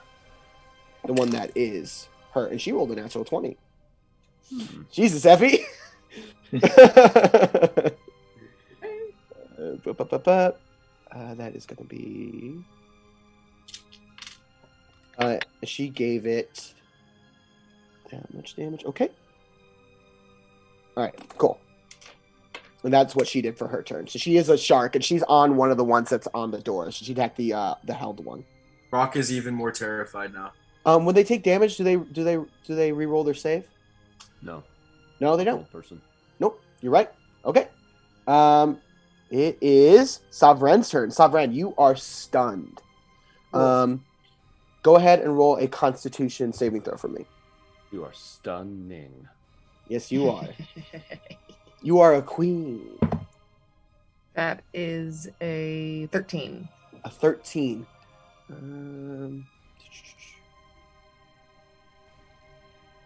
Oh, just barely. You think you're about to kind of free yourself, but you're still just, your muscles are just still tensing as you're trying to like regain your composure, but you're just not able to, just barely. Great. So here I am. And now it is Effie's turn again, and she's going after this one that's still held with advantage. And she rolled a 17, which hits. She deals it an additional 6 points of damage. She just keeps tearing into this one that is at the door. Dang. All right, it is over to the shaman's turn. Wait, did that attack hit? Did that attack hit her attack on the thing? What do you mean? She hit the creature, right? Because it says it counts as a critical hit. Oh, yeah, she did. So it's automatic crit. Okay, so then it'll take just an additional. All right. Okay, thank you. All right. So it is now the shaman's turn. The one shaman that was standing over by Savren is going to move to the door and is going to reach up and pull on one of these tentacles. It is going to... Oh, crustacean now. Okay. It yanks on one of these tentacles and it unloosens it and it folds up. And you see along this tentacle, you see these glowing blue rings that kind of fall up it as it retracts. The other one is going to... I need 2V to make a wisdom saving throw. Wait, is it casting a spell? Yes. All right, counterspell. Counterspell. Okay. It is counterspelled. Okay. You don't know what I would happened. have rolled a 21. So this thing reaches out one of its tentacles at you, 2V, and you feel like it's maybe trying to manipulate you in some way, but all of a sudden the spell fizzles. All right. It is over to 2V's turn. Okay. The one that's nearest me, I'm going after with Tokum Hole again. Okay. Go ahead. Make an attack. 23. 23 hits. Go ahead and roll damage. Damage is a 9. A 9. Okay. And I got that Thirsty Blade still, so... Yes, you do. Blade's thirsty. Rolled a 9 for the attack on that. Okay, No. so again, miss, and you get an additional action if you want it. Yes. Additional action, I'm going to... My blade's still super thirsty, I suppose. I'm attacking again. Wait, Okay. does that mean I get a fourth hit, too? Is my blade get a thirsty... What does the Thirsting Blade say? Does it say once per turn, or does it say All right. each time you hit with an Action, attack? Hold on. Because I would think maybe once per turn, because if you hit with your second action, second attack. Whenever you take the attack action on your turn, you can use it. Okay, then yeah. Okay. You Let's hit see. again. 9. But it's a 9. thirsty blade, so it's going to try again. Okay. 26. Critical 26 hit. hits. Hey. Oh, crit. Okay, go ahead and roll damage. 9. 9 damage. Okay. Wait, was it a crit though? Oh, I don't know what critical. So I you just take rolled the that, so- the number on the dice. Oh, you rolled 9 on the dice. Yeah. So you double that and then add your strength modifier, I believe. Okay. So that'd be an additional 9 plus. 19 total. Okay, Wait, yeah, 19 total. Yep. got it. So just added an additional 10 off of that. Okay. All right. So Tubi, you're just going in on this like, and it is not looking happy as you're just kind of carving into it. And it is now the soldier's turn. The soldier that is still held is being attacked by the shark is going to try and break free again. And it rolled a natural 15. So Sovereign, does that... sorry, 14. So okay, yes, so it's that free. one also is finally kind of breaks loose. And the other one is going to reach up and try and pull another one of these tentacles. It pulls one and frees it, but it does not glow as it pulls, but this one does not glow. And it is over to Rock. I have a quick question. Normally my Steel Defender is supposed to take its action directly after me. Would you mind if it went in front of me? Sure. Cool. I want to go charging straight at the one that unleashed the first tentacle. Okay. And I'm going to have it charge and use, I believe it's called Rend. Okay. Force Empowered Rend, yes. All right. Okay. Is that an attack or is that a saving throw for me? It's an attack. Okay, go ahead and roll it to hit. 16? 16. 16 just hits. Boom. Good Okay. job, Pearl. Good Go ahead job, Coral. You too, Go ahead and Pearl. roll that damage. He doesn't even know their names. Shut up, Gecko. That's going to be 9 damage. 9 damage. Poof, as you slam into this shaman that was started unlocking these doors. And it takes I the turn hit. back to Gakko also. I go, they're both very helpful and wonderful, wonderful girls. Okay, Rock, now it is your turn. All right. Now then I'm going to pull out my Yuklawawa. Mm-hmm. And I'm going to chant my clan name. What? All right. Ooh, and that's going to be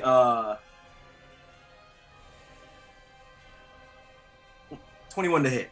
21 hits. Go ahead and roll damage. Beautiful, my little force rend monkey. I come in with that claw, and it's gonna be 7 damage. 7 damage. And I believe you had your brandishing smite on that, right? I did. Okay. That was with the brandishing smite. Oh, bummer. I was trying to give you some more. I appreciate it. Fair enough. But I am gonna come in for a second. If that's okay. Go ahead. After I stab it with the first one, I'm gonna come in with my claws on the other side. I'm gonna slash at it. Mm-hmm. That is a 17. A 17 hits. Go ahead and roll damage. 4. 4. Okay. All right. So again, you are just carving into these things, and we are back up to Gakko. Gakko, I'm so sorry. is your turn. I do have a bonus action. Okay. I'm just gonna throw a rock at them. Okay. Throw a rock at it. Go ahead and roll the hit. 15. It does. It doesn't hit. Tink hits at the door. Oops. And the door opens. Gakko, is your turn. Looking at the door, I want to cast web right on where they would release everything, so I would keep it in place.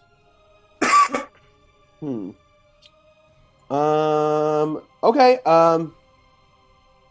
Yeah, I mean, you can cast web. Go ahead and... No, I say you can cast web. So it yeah. fills a 20-foot cube from that point for the duration. It's a concentration, so you would lose concentration on haste. That's true. Do you want to do that? Yes, Okay, so I believe Tuvi takes a point of exhaustion. you do. Sorry, Tuvs. So Tuvi, you lose your extra action, you lose your bonus to your AC, and you have a point of exhaustion, which means you have disadvantage on your ability checks and disability on your saving throws and attacks. I believe. I don't think. Oh my that's accurate. God. I could be wrong. Jeez. I did not. Why did I agree to this? I got so used to my perks.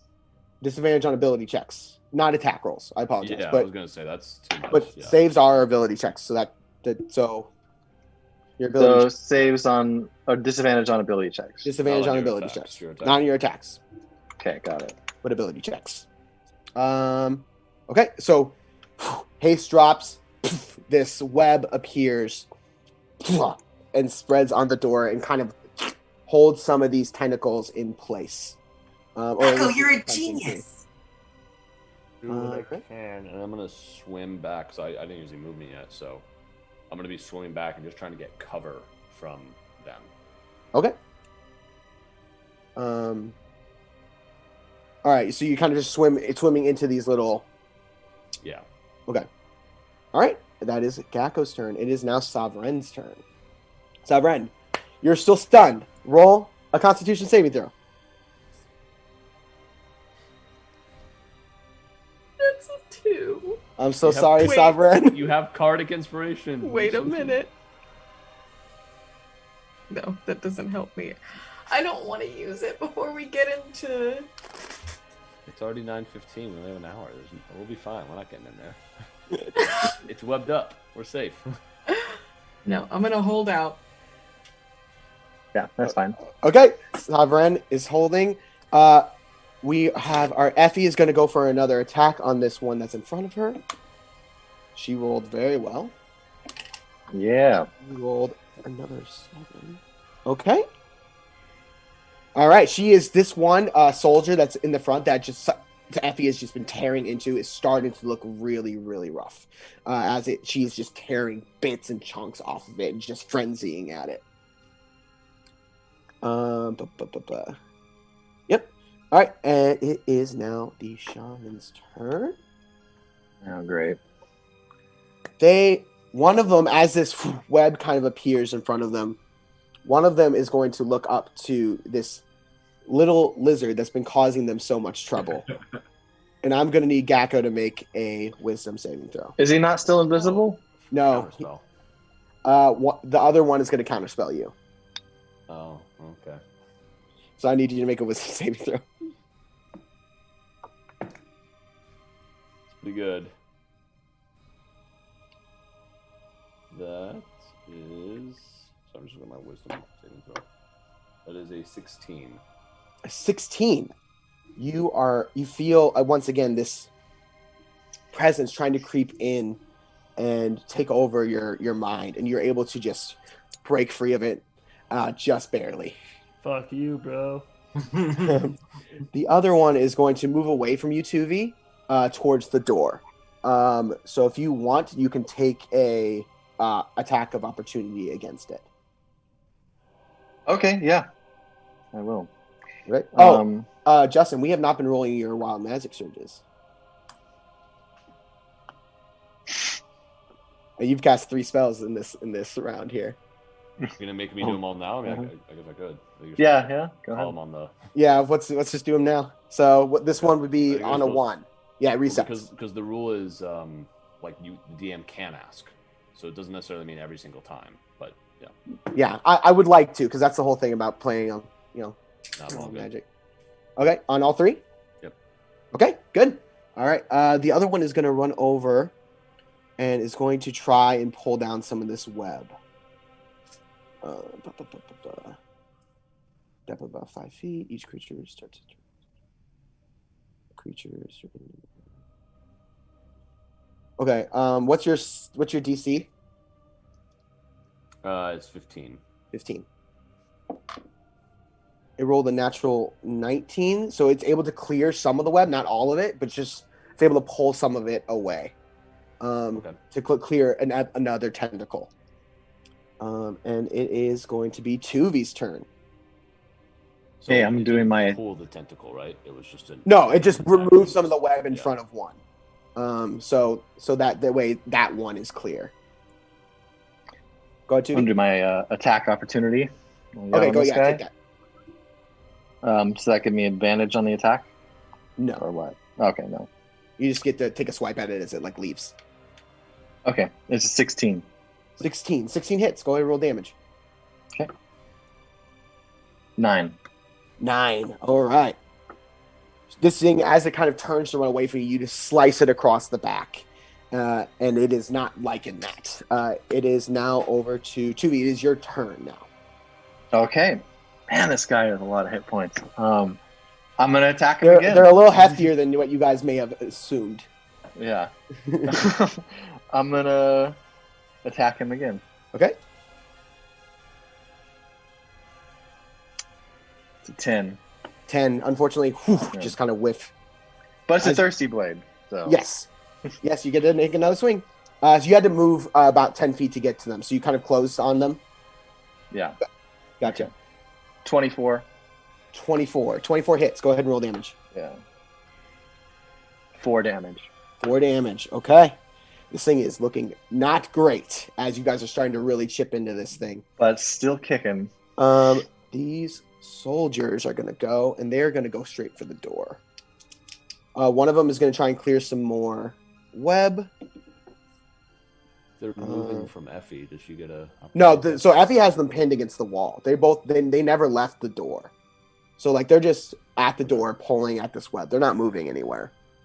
But he doesn't. One of them tries to pull the web down, and its arm kind of gets caught. But the other one is just going to try and pull this tentacle. It pulls it, and it glows blue as another tentacle is released. And that is going to be their turn. It is now up to is over to Rock and Okay. Pearl. Okay, well, so what I'm gonna do, I'm gonna go first, and then Coral, and then Pearl's gonna do her little mending thing. But what I'm gonna do first is I'm just gonna use both of my attacks and my bonus action just to keep swinging with my Yit Claw. I haven't seen this much action in a long, long time, so I'm ready to go. I'm ready to protect my pack. Okay, go ahead. All right. 13. 13, unfortunately, does not hit. 16. 16 does hit. Go ahead and roll damage. 7. 7. 7 damage. Okay. And with my last 19. 19. 19 hits. Go ahead and roll damage. 5. 5?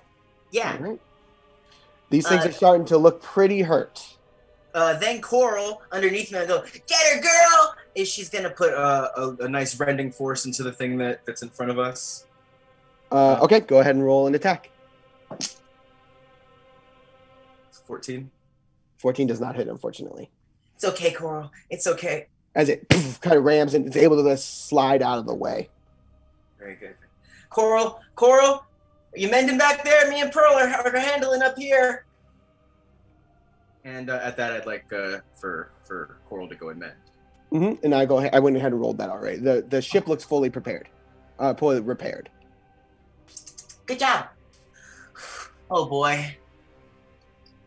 All right. It is up to Gakko. Who's looking the most hurt? The most hurt is the soldier that is being torn into by Effie. All right, I'm gonna magic missile that guy. Okay. Go ahead and roll your damage. My guy's not the guy who's most hurt?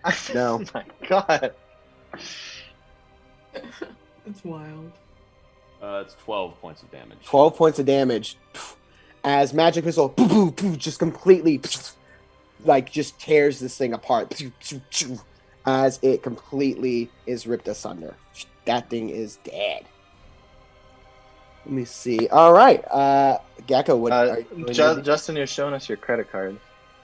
I just want you guys to know. I have a credit card.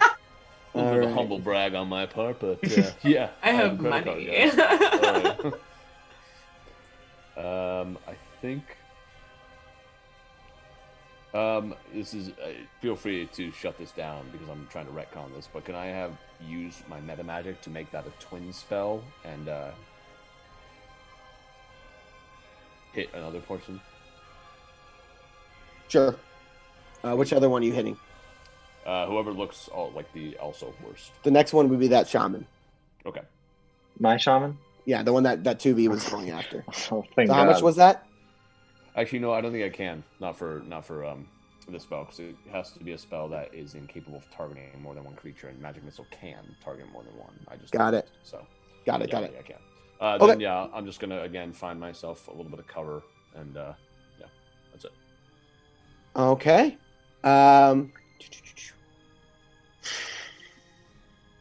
Okay, it is now Sovereign's turn. Sovereign, another Constitution saving throw, please. 17. 17. You are finally able to loosen your muscles after these things have, for so long, have been kind of coursing through your veins and your muscles have been spasming. You're finally free. All right. I am going. Well, Just that's at the end of your turn, so you get to save Oh, at the end of your turn. So that is the end of your turn. Thanks, Sophie Ray. Yeah, I'm gonna thank Zafi Day and then. And then Effie's going to make her attack. And she only rolled a 12 with advantage. Yikes. So she turns, as the one that she was going after kind of disintegrates, she kind of turns her attention to one of the other ones and starts to move in on it and kind of pin it down. But she's unable to really kind of chunk into it. It is now the shaman's turn.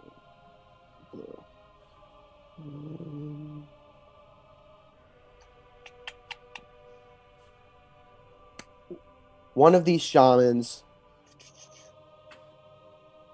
is going to start to move its hands, and the people who are around it, so that's Effie and Tuvi and Rock, you start to feel the water get very cold around you, even colder than it already was.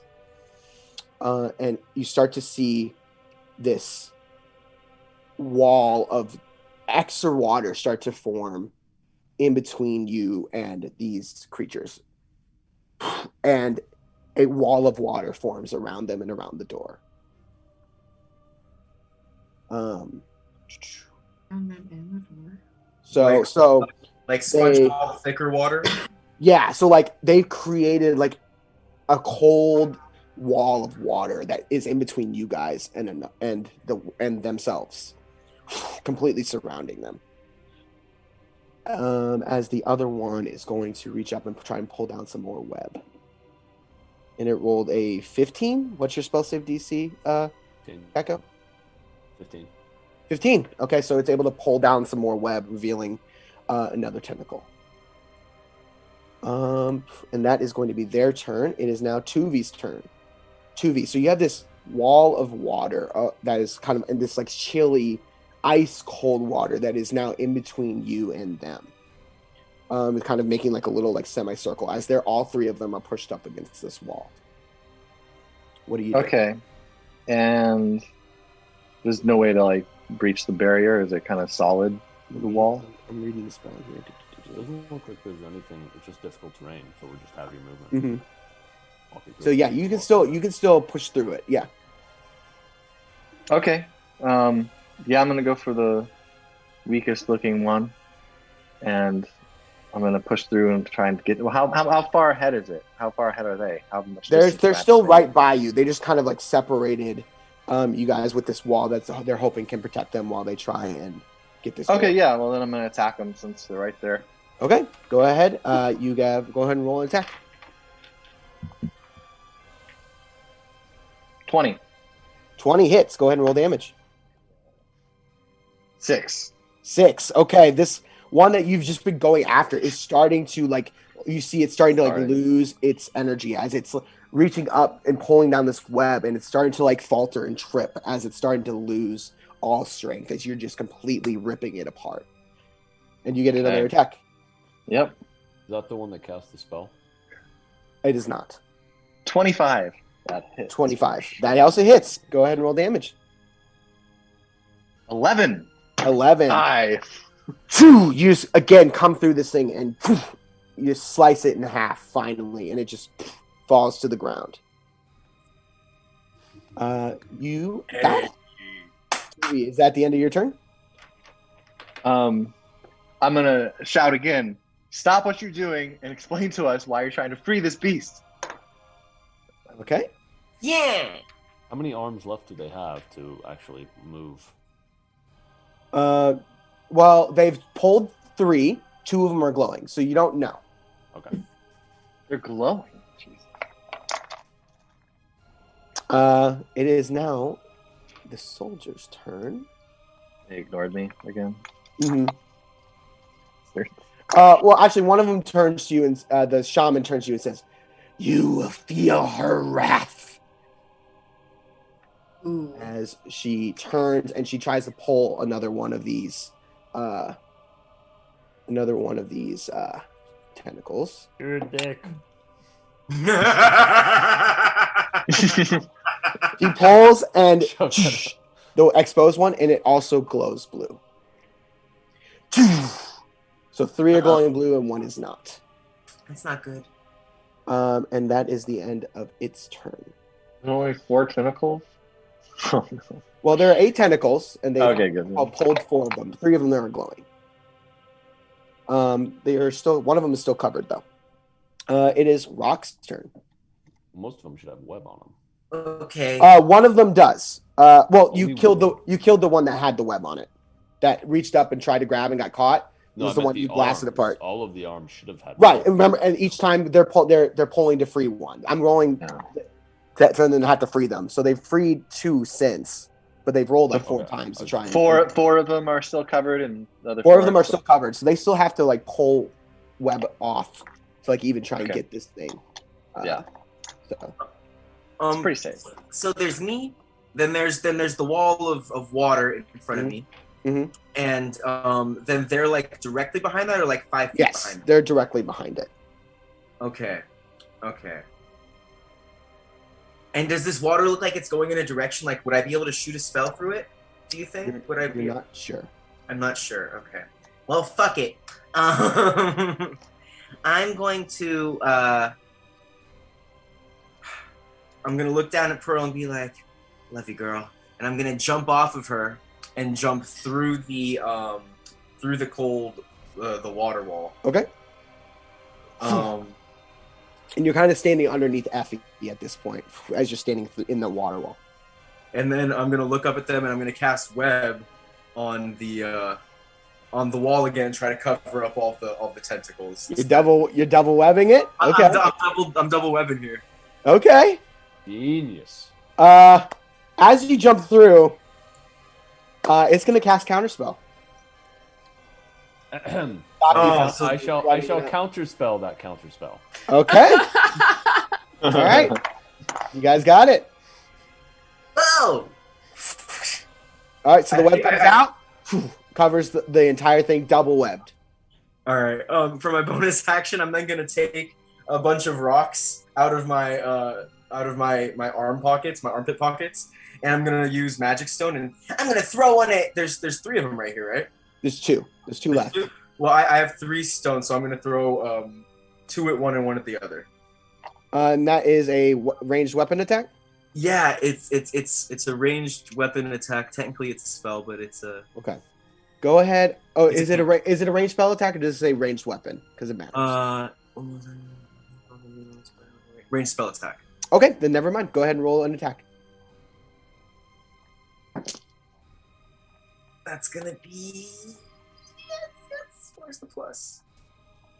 Oh, +6. 16 on the dot. 16. Okay, that is going to hit. Go ahead and roll damage.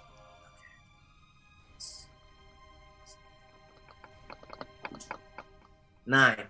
9. All right. And that was 3 pebbles.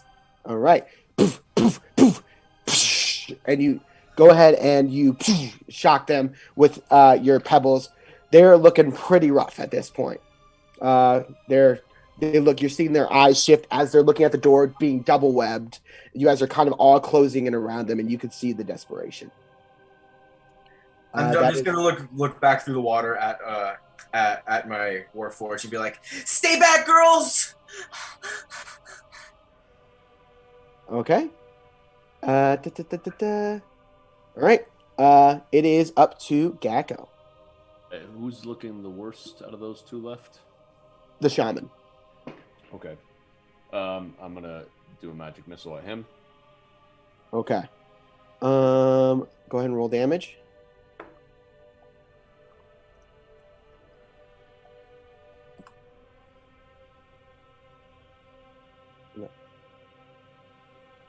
What was damage? 12. 12. It is starting to completely just fall apart. You're seeing these large kind of like gelatinous chunks just slough off of this thing as it's starting to completely just lose all like structural integrity that it barely had. He has to make a concentration or a Yes, he does. concentration, right? For his Yes, he wall of does. water. Yes, he does. That is a. Let's see. You did 12 damage, so I have to roll a 10 or better. He rolled a natural 9 plus 3. So yeah, he maintained concentration on the wall of water. Not that it really matters at this point. You guys are right in their face, but he does maintain concentration. If you guys stop now, we won't kill you slowly. We'll do it fast. Okay. It is Gakko's turn. Oh no, that was Gakko's turn. Gakko, you have any other actions you're gonna take? You guys suck and I hate you. Okay. Go ahead. It is now Sabren's turn. Sabren, you are free and able to act however you so choose. Wow. Finally. This whole battle. Can I cast Sacred Flame underwater? Yes. Okay. It's okay. It's not fire damage. It is radiant damage, and so it is Yeah. completely unaffected by any kind of water. Okay. I'm going to cast Sacred Flame on the Shaman. Okay. And it says it increases 1d8 when you reach 5th Yes. level. So the damage would go up. What is your save? 14. 14. It rolled a natural 16. So it does save. So this blue flame starts to kick up, and this thing is able to just. This purple flame, I apologize. Purple flame starts to kick up, and this thing is able to just move around it as it's frantically trying to yank down this web. We have our friend Effie, who's going to jump in, and Effie definitely hits as well. Boop! Effie. She's a giant shark right now, right? Mm-hmm. So reef shark. She's a reef. Oh, She's a reef shark. gotcha. Yeah, I rolled with advantage. She rolled an 8, natural 14 plus 4, so that's an 18. So she does hit. She rolled 6 damage, and she swims past and just takes the bulb off of this shaman. Completely tears it apart. And that is Effie's turn. Shamans are gone, you guys. Okay. Oh man. And it is down to Tuvi. There's one left? There's one left. Okay. I am going to cast Suggestion. Okay. What kind of saving throw is that? I believe it's Wisdom. Let me double check. Wisdom. Okay. Those creatures. Wisdom saving throw. Yep. What's your spell save DC? 15. 15. It rolled a natural 9 plus 0. So what is your suggestion? Okay. Tell us your plan and answer our questions. Okay. The water wall is also dropped, by the way, as that shaman was like beheaded. And drop your weapons. Yeah, it puts down its weapon. It turns to you and it says, "We mean to free our god." Why do you need it freed? What is it? What do you plan to use it for? We do not plan to use our god. We plan to worship our god, and our god will take care of us. Do you see these warnings around here? Warning about letting this creature out?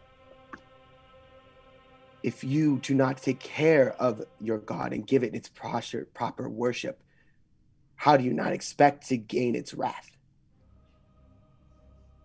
Why does it need? Get him away from the door. He's answering our questions for now. It's okay. The way the spell's worded, you kind of didn't give it a time frame. You said answer our questions, so it can't do anything other than answer your questions until the duration ends. Yeah. Or until you're done asking it questions. Feel free to ask it questions, guys. That applies for all of us. That's us. So yeah, if you're asking it questions, it can't do anything else. Are we still in initiative? For worshiping? No, we're out of initiative. Okay. Can I cast Zone of Truth? Yeah, absolutely. Okay. Does it not have to answer my questions honestly if I'm asking it with this? Let's see. I don't believe you didn't say answer truthfully. You said answer your question. Yeah. Son of a bitch, loopholes. You just answer the questions. You didn't. It doesn't say it has to tell the truth. I did say tell us your plan. It did tell you its plan. I'm gonna swim up and start to nudge him away from the door. Okay. I want to ask, what's your god gonna do once it's let loose?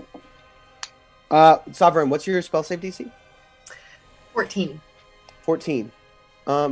It rolled a natural 20. So you cast the spell to make sure it tells the truth, and you feel that it did not take its effect. But actually, it's a zone. So everybody in that zone has to roll a wisdom saving throw. Anybody who's around this thing. It's charisma until the spell ends. Oh, charisma. Well, roll the natural 20 anyway. Yeah. Roll the charisma saving throw. I apologize.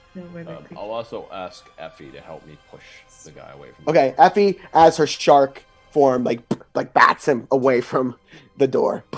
Some distance. Pretty sure he's going to tell us the it truth. That'll be lasts for stupid 10 minutes, so I think that it has to make a charisma saving throw. No, once it saves, it saves. But anybody it's else? Okay, I'm pretty sure it's going to answer our questions truthfully. Effie's going to answer the question. Effie rolled a 5, so Effie's telling the truth. Because you're not.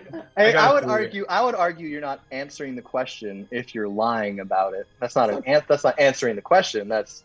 Yes, it is. No, it's not. That's a political. That's a politician. If you ask me a question, I can answer incorrectly on purpose. Dude, real question for you. What is like the benefit of worshiping this god? Like, what do you get out of this? We, in the 12th tide, have been pushed aside and neglected and left to rot. Right, and you've been worshiping this god the whole time, right? She has been away. How do you know that? I mean, she was talking to us. She has been sealed here. She told us. She reached out to us. Have you ever heard of lying? Yes, I've heard of lying. How did she reach out to you? Fucking chance. When the consortium arrived, they drilled into the fragments, into the home of the many-armed one. And they took from her. And she was able to extend and awaken due to their greed. So you should like them, man. They stole from her. She is not pleased. Who locked her up? And as you guys are sitting here kind of talking, in your minds you hear, "Let me out." I turn to Tuvi and I tell Tuvi, I say, the council locked her away. And as I think we can all agree, we should probably keep it that way. Let the consortium? Me out. I'm going to go try and push those handles closed. Yeah, so they're covered with... one half is covered with 2 layers of web, and the other half is covered with 1 layer of web. Cool. So I'll start working on the half with 1 layer. Rock, it seems like you know way more about this than you told us. I know lore. I know bits of history, what they taught us in school, but this was said to be a myth from what I heard. I mean, they had the council, and I know that there were great evils that they put away, but this part I always thought was just myth. What's the myth, Rock? Come on. The myth is that, and correct me if I'm wrong, the myth is that when it comes out, it's going to devour everything in its path. It's going to stop at nothing until it's as powerful as it can be. It took out all the regular folk like us. I don't know why, and I look at him, I don't know why you're following such a creature. Yeah, why did you bring us down here if you were just going to open the door yourself? Why did you bring us? You asked to see. So were you just waiting to open the door for like? Were you gonna like use could've this as done an this? Were you gonna use this as an offering? Potentially. Mm. If she asked. What's your name? Sorry, I don't want to call you Nidazite anymore. What's your name? It says its name, and it's really hard to pronounce because it's an Aquan. You can call it Glub. Glub. Okay. Glub, glub. Why would you want to free this globe? It says it's going to destroy everything. That includes you. It said it would take care of us if we were to let it out. It would reward us. And you believe it. Guess what? I'm gonna reward you if you fuck off. So, are you gonna fuck off now because I told you I'd reward you? No. How do we Weird. seal it away forever? How do we make sure no one ever gets to it again? I don't know. Glup. I don't know. I don't know. How do you want to die? I wish we had that zone of truth. Sorry, guys. You can roll an insight check. I mean, you can still try and discern if something's lying. Yeah. I'm gonna see this. You and your people can have a new life. There's places everywhere across this plane where you can go and be happy. Small areas, larger areas. I'd recommend stay away from. I got a 19 for my insight check, by the way. 19? It doesn't seem to know how to seal this thing away forever. Guys, I found a way around the truth thing. When you ask your question, you say, truthfully, what is... The spell's What's already been your cast. question? You can't. No. When you ask your question, because I say answer our questions, and our question is, truthfully, how do we lock this thing away forever? I don't know, It's still Tubby. Gotta answer. Listen, Blob or whatever your fuck your name is. We can kill you right now. We could. I can eat you. Here's the thing. I think that we're not also crazy about the consortium. Like, I ain't crazy about them. I feel betrayed. So what if we do this as like a I hate 'em. compromise? We take out that system for you, but no releasing your death god. So that way you guys have your ocean back. They're gone. Everyone wins. I would rather die. Okay, fair enough. Shocking grasp. Okay. Go ahead and shocking. Okay, go roll the hit. Okay. No. What else? This guy was useless. I don't know what to do with him. Yeah, I don't think we were gonna swing him. Yeah. That's 18. 18 hits. Go ahead and roll damage. Does he have any kind of metal armor? No, it's all natural. Natural what? That's 9 points of damage. Is there anything extra because we're underwater? There might be. It's But lightning damage. you grab this thing and you try and shocking grasp it, and you see the kind of like electricity kind of go into this thing and disperse as it is immune to lightning damage. Fuck. All right. I guess we should have assumed since it electrocuted. Dagger to the throat. Dagger to the throat. Okay.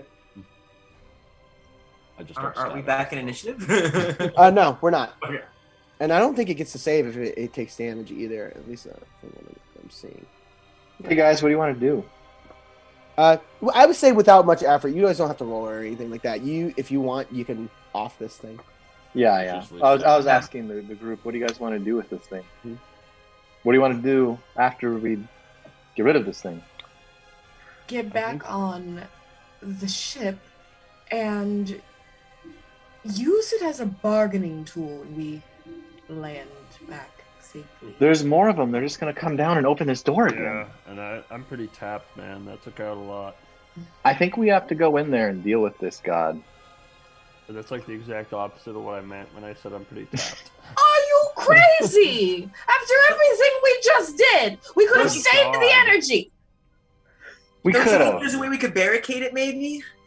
Yeah, I vote like that. Like, let's Can we try to take a look around? I'm barricade going to take a look around and see if there's anything we can use to barricade this or collapse on. I'm gonna help, and I'm also gonna eat some of the jellyfish people. Okay. Go ahead and roll a Constitution saving throw for me. Okay. I mean, the consortium said they should be coming down soon, so we just gotta hold the place down till that time. 15. And then my defenses are immune to poison if that has anything to do with it. Okay, so you start to like go over and like nibble on like some of like the viscous gelatinous fluid that kind of seeps out of them, and instinctually you kind of want to gag as it kind of like really gums up your throat, but you kind of like force it down. It doesn't taste very good. It's pretty disgusting. But Not going jellyfish. you guys look around. You don't see anything in this like little cavern area that can like reinforce or seal this door. I mean, there's stalagmites and stalactites that are kind of hanging up, and there's like those bits of coral that have been chipped away. But the door itself is still there. And how long does web last? I believe an hour. But it could be An hour. The web's still there. You could dispel it and like reset the door. But you don't see anything down here necessarily that might like reinforce this door. If that makes any sense. I mean, can we use our little submarine thing to like break up a bunch of the rocks and have it slam down in front of it? We'll just, fucking barricade it. I have a question. I don't remember if I can cast another spell. I think you have two spell slots for a warlock, and I think you used two, right? You used I did use two spells. Okay, yeah, so damn. do a short rest to get them back. I want to cast a spell to see if it's going to be good results if we head in there. Oh, you want to cast augury? Yeah. I think augury you can do as a ritual. Yes. It's You wanna ritual, sit so I down? can do that? You want to sit down for a moment and cast it? I mean, it'd take you 11 minutes to do that, but you can. I'm going to do that. In the meantime, Well- Rock, do you want well, to he's- drop our webs? Oh, drop the rep? Drop the Yeah, and webs? then we can reset the door at least. Okay, that sounds good. All right. So the webs kind of disintegrate into the water and become a part of the natural sediment that kind of floats down here. You Can guys go up Can to I the door. see? So sorry. No, go ahead. When we're putting the door back together and locking it, can I see if there's any extra pieces possibly that I could scrap? Either if there's any metal laying around, or if there's any extra pieces on that ship that we came into that I didn't think we don't necessarily need, maybe to help lock it in harder. Oh, okay. I get it. We should like jam it in a way so it's harder to take these tentacles out. Yeah, and find a way, because I have like pistons and shit too, so like we can like hammer it in and like make a little mechanism maybe that goes over the top, like a secondary lock or something like that. Mm-hmm. Go ahead and roll an investigation check for me. Gakko, are you trying to put them back? Yeah, and I'm also trying to communicate with the thing. Okay. It's still like What do you- sending its thoughts out to us. You're gonna reach out to it mentally? Hey, what do you want to do when you get out? I want to take my rightful place as ruler of this land. This is mostly water, so. But, like, what will you do as a ruler? What kind of ruler are you? Are you like fire and brimstone type, or like, casual Friday type? What is Friday? It's like a day of the week. What's a week? It's like a way to measure time. Why are you so inquisitive? You're supposed to be a god. I thought you were supposed to know everything.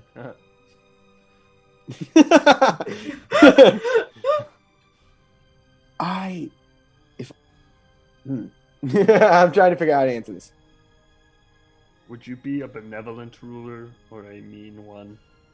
If I am appeased, I can be very benevolent. What does it take to appease you? An offering here, an offering there. How often is that? That's pretty vague. Whenever I ask. Yeah, that's super vague, dude. Sorry, my cat's attacking me right now. Ha. A small price to pay for protection, for unification, leadership. It really depends on how often you ask, right? You know, if you ask like every day, that could get to be pretty bad. Roll a Constitution saving throw. Okay. Does anybody hear this conversation? No, this is all happening in his head. Oh, okay. That is pretty good. That's a natural 18. Natural 18. You feel... Constitution saving throw, you said? Yeah. Yeah, that is a 24. 24. You feel this thing... You hear this sharp shrieking sound in your head. And it hurts for a second, but you're able to kind of just like force your way through it as you kind of have this like little headache as this thing kind of reached out to and seemed to try and attack your mind. That was really cute. Aww. I'm gonna swim away at that point. Release me! And then you hear a poof on the door.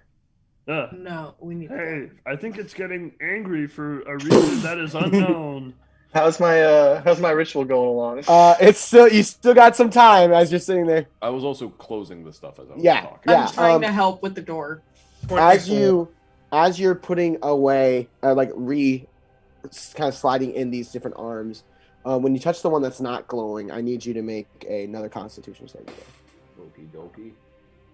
Rock got a 24 for the investigation. 24. 16. 16. So you only take 3 points of poison damage as you feel a sting as this thing kind of you feel this coursing poison go into your body, but you take your hand away and it just kind of like tingles a little bit. Cute damage. With a 20 what? 24. 24. You kind of dig through the vehicle and you do find like some like loose parts and things like that you think you might be able to take apart and kind of like secure maybe some like extra locks on these things. Okay, cool. I'm gonna go and try to make some like aquatic padlocks to try to squeeze Okay. in there. Roll a tinkering check. Okay. So use your dexterity plus your proficiency. Copy that.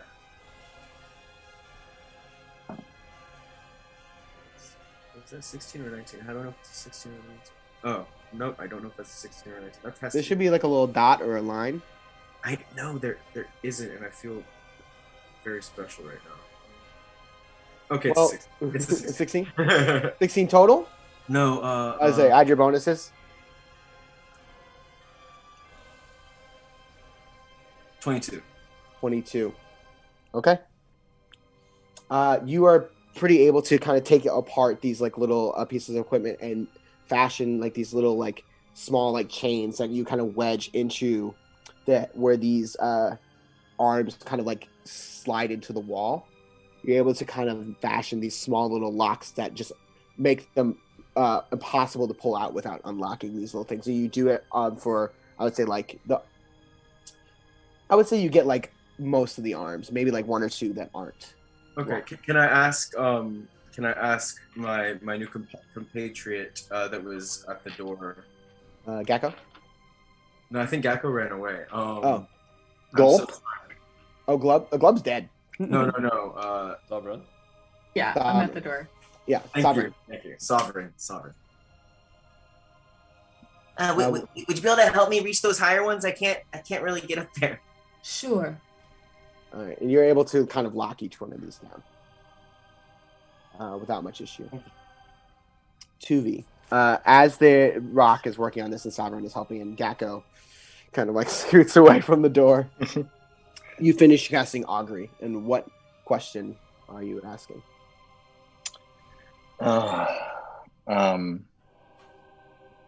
It's whether this action is going to specific course of action we plan to take is going to be good. Instead, Right. opening this door and investigating inside.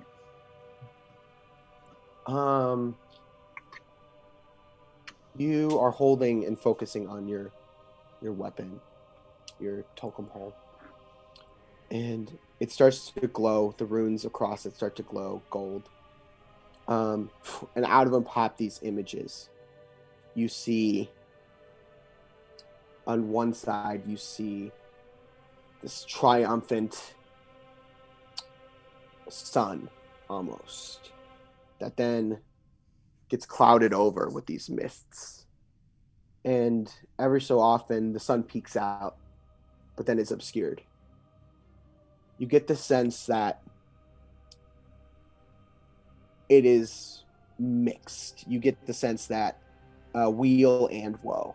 There could be good and bad results, or bad results. Okay, interesting. I'm gonna tell everyone. Okay, so either something good or bad will happen when we go through. I mean, could happen. I say, if we go through there, we can stop this thing for good and put it into this. Got like one spell slot left. I have to say, I'm a little afraid as well. But if it means that we'll stop this thing from killing more innocents, then I think it might have to be done. We can't stay here forever. They're gonna get through this door at some point. I'm not saying forever. I'm saying until the consortium shows up and let us rest. And then if we do want to go in there and fight, by the way, what people are calling a god, if we want to go in there and fight a god, then at least let's do it when we're rested. I mean, we can go in the submarine tank and rest, do a little rest, and then head in. I'm talking like I need a good 8 hours, man. No. Can we have a rest in the submarine tank? I mean, yeah, you can rest inside that vehicle. I mean, for sure. But I mean, it could be a short rest. It could be a long rest. You don't know what's going on anywhere else. I mean, you can definitely rest there, but I mean, the time you have to take is the time you have to take. Like, your friends can't get their spells back without a long rest. So you can rest there, but 8 hours is 8 hours. You know. Yeah, they're gonna come before that. You get your stuff back with a short rest, but not everybody else does. I mean, I can get my stuff back with a short rest, guys. So at least. What if we did this as a compromise? What if we used the submarine thing to break some stuff up and like put it in front of there, and then we try to take a long rest. That way, you definitely will get your short rest. Maybe we'll get our long rest. These are just like terms I like to throw around in my head. Yeah. Let's park this. We'll park the submarine in front of the door. I could have Coral and Pearl keep watch for us too. Let's do it. I think you're all mad. Mad maybe a little. Fox. The best way to take care of a bully, be a bully ourselves. You're mad. You're mad all the time. It's okay. Yeah. We're not so different, you and I. I'm gonna head over to the. Let's go. I'm gonna head over to the. So wait, submarine. Just to be clear, we're gonna park it in front, and then if they show up, I mean, why don't we hide these bodies? And then if the other guys show up, we're just like, yeah, we followed them, and then we lost them, and they just never showed up. So we've just been waiting here by this door. You know what to do. Okay. Yeah, you're pretty good at telling a fib, aren't you, Tuvi? No. I've discerned my day, you know. Maybe you take the lead on that one. So, what is your plan? Well, Gakko's gonna go hide the bodies, and we're gonna go and move the submarine in front of the door, and we're gonna try and do a long rest. It might be a short rest. In front of the like locked door, or in front of like the mouth of the cave? The sealed door. Okay. You sealed the door. Without much effort, Gakko, you're able to go a little ways back into the cavern and find like another offshoot of a tunnel that you're able to kind of like hide these things in the dark. Cool. These bodies, these pieces that are left as you guys have kind of ripped these things apart. But I'd you're like able to enlist Effie's help if I could. Effie's still in shark mode, Make kind it of takes faster, them. yeah. Yes. Tuvi, you take the submarine and move it just kind of in front of this sealed door. And what do you guys do? We're gonna take our long rest and see if that is a long rest, right? Yeah. Yeah, so Why don't you rest first, because you only need like an hour, right? And then you'll be good. Well, we can all rest because we have our friends watching out for us, right? Oh yeah. Yeah, they're on alert. They'll let us know if anything happens. Okay, so both Coral and Pearl kind of go a little bit of ways into the cavern to watch out for you guys. And you guys kind of all pile in to the submarine and you wait. Is anybody going to keep watch? You guys are all just going to go to sleep? I'm angry. I'm not keeping watch. I tell them We I have no our people watching. sense of self-preservation. Okay. You're already mad. See. You can do a long rest without sleeping, right? As long as you're just like chilling. Theoretically. Yes, you can, but eventually, after you're up for a certain amount of time, you will have to roll for exhaustion. Oh, okay. You can't stay awake for. You'll have to roll a Constitution saving throw to see if you're exhausted from being awake for over 24 hours. Totally. I don't think we will have been at this point, right? You haven't been. I'm not saying right now, but I'm saying if you stay awake for these 8 hours, after that, eventually you might have to roll. Because Yeah. It's been eventually, not like say, not right away, but you. How long has it been since we arrived at the facility? You guys have been here for about maybe like an hour to almost 2, up to this point. Okay. I'm not gonna sleep. I'm gonna rest, but I'm gonna keep an eye to make sure my sisters are okay. Question: Mhm. Do you regain hit points when you rest? You do. Long You gain them all and all your spell slots if you finish a long rest. You can roll your hit dice if you're just taking a short rest. So, but you don't regain any spell slots until the end of the 8 hours. Except for me. Except for you. You but that's your choice. If you want to try and like roll your hit dice now, or just try and wait until the end of the 8 hours, that's okay. Yep. Okay. Resting time. Let's do it, guys. You guys kind of hunker down in this submersible vehicle. You have Coral and Pearl kind of perched a little ways down the cavern to kind of alert you guys. Some of you are sleeping. Some of you are staying awake but trying to be restful. About 30 to 40 minutes after you guys are kind of like hunkered down, you start to feel tremors. You start to feel the cavern shake. And in your heads you hear, "Free me now. Free me now!" And the shaking starts to get worse. And then you guys feel a large lurching sound. And the parts of the cavern start to cave in and fall apart. I'm gonna. Coral and Pearl swim back to I was you gonna say, and cool. alert you that the cavern in front of you guys is starting to cave in. So, did we get any rest out of that? Unfortunately, no. Okay, we're going to free you. We just have to. My magic is out, so I have to rest Okay. for another 7 hours, and then I'm going to free you. Roll a deception. Wait, can it hear us? Yeah, Oh, it can. Okay, yeah, it can hear you. good. You can talk to it if you want to. That's a 24. 24. Okay. Yeah. Free me now.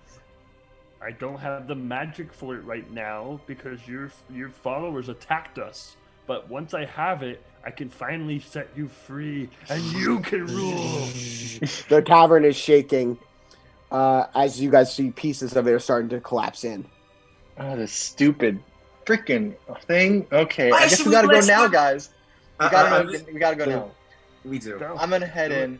Okay. If you guys aren't up for it, Wait, take this what? thing and get out of here. Your I know thought is to Sovereign, you don't go wanna do in this. right now? Let's get the fuck out and come back. If you can't do this, you can leave without me. I'm surrounded gotta go by in. idiots. All right, I'm not Do going. we know that it's gonna be able to break out? No.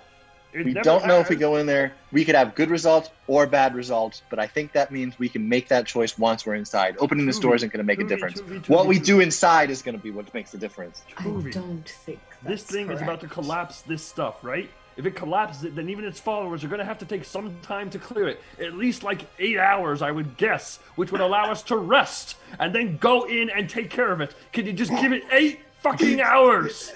But then we got to fight his followers again. If the ship is destroyed, we're dead, Tubi. Yeah, what about your fucking pills, right? You got 1 more left. A large piece of the cavern. Okay. Falls in. Here, guys. I'm starting to drive. Okay, Gakko.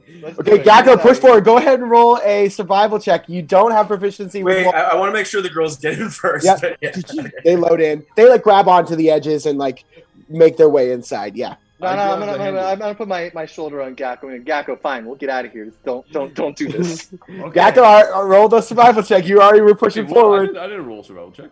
No, I asked for this. You said you were pushing forward, right? I said I was going to grab the handles, but Okay, never mind. Fair enough. Okay. We're going out. You gotta roll that survival check. We're getting out. Okay, I'm rolling it. Okay. As this is going on, can I just ask it? What are you like in my head? What are you gonna do to the Lutra if you get free? To 15. 15? Okay, you're able to kind of zoom this thing past some of this falling debris and around as you start to head up through those stalagmites as they're starting to collapse in. You're able to make it through. You get a couple of dings, and the submersible takes only 4 damage. And we were repaired, right? Yes, it was repaired from before. 26. Yep. So as these pieces are falling in, and you hear this thing rock as you reach out to it. If the Lutra serve me, I will serve the Lutra. I want to unite the people of this place. The 12 tides under one ruler. You want to eat some of them. Rock, you want to clarify this for us? No, this is all in Rock's head, so you didn't. Oh, just for Rock. Did you Damn. say anything to you, Rock?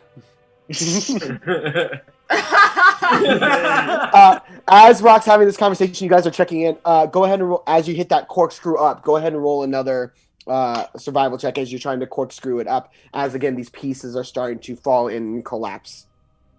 Another 15. Another 14? 15. 15. Okay. So again, you don't take too much damage as you're making your way through. You take another 2 points of damage as you're kind of whipping it through pretty quickly and just kind of scraping along the walls a little bit as you're going through. So take another 2 points of damage to the submersible as you go through. You make it up to the top and you start to hit that straightaway in those curves. Go ahead and make one last survival check. Right before we leave, like the area of maybe where I could sense its brain, I would kind of like to tell it. I would like to say, our folk are meant to be free, like water in the sea. Fuck off. Okay. Okay. You don't get a response. cool. 19. 19. You hit that straight away with speed and with confidence and just burst through, and you come up to that kind of dip where the cave mouth is, and you just dip through that kelp and tear through, and you're back out into the open cavern. And you can see, everybody roll a perception check for me.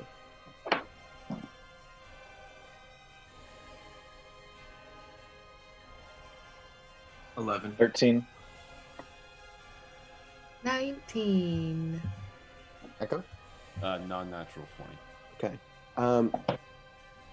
Tuvi and Rock, as you guys kind of come out into the trench, you see debris, and you start to make evasive actions, and Rock uses the arms to kind of bat stuff away, and as you guys are kind of moving through, Gakko and Sovereign, you guys, as...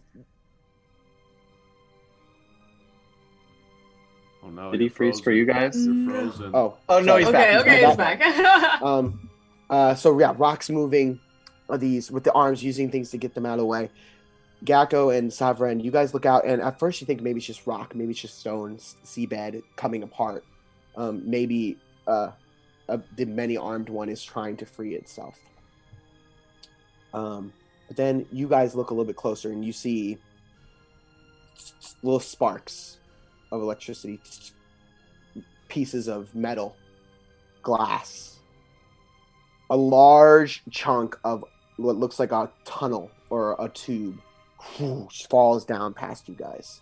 Wow. You both recognize these are pieces of the Amakusa facility as they are raining down around you, sinking to the depths of this trench, disappearing into the darkness. Who sees that?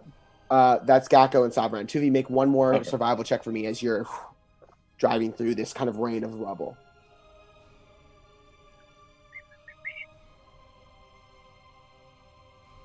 20.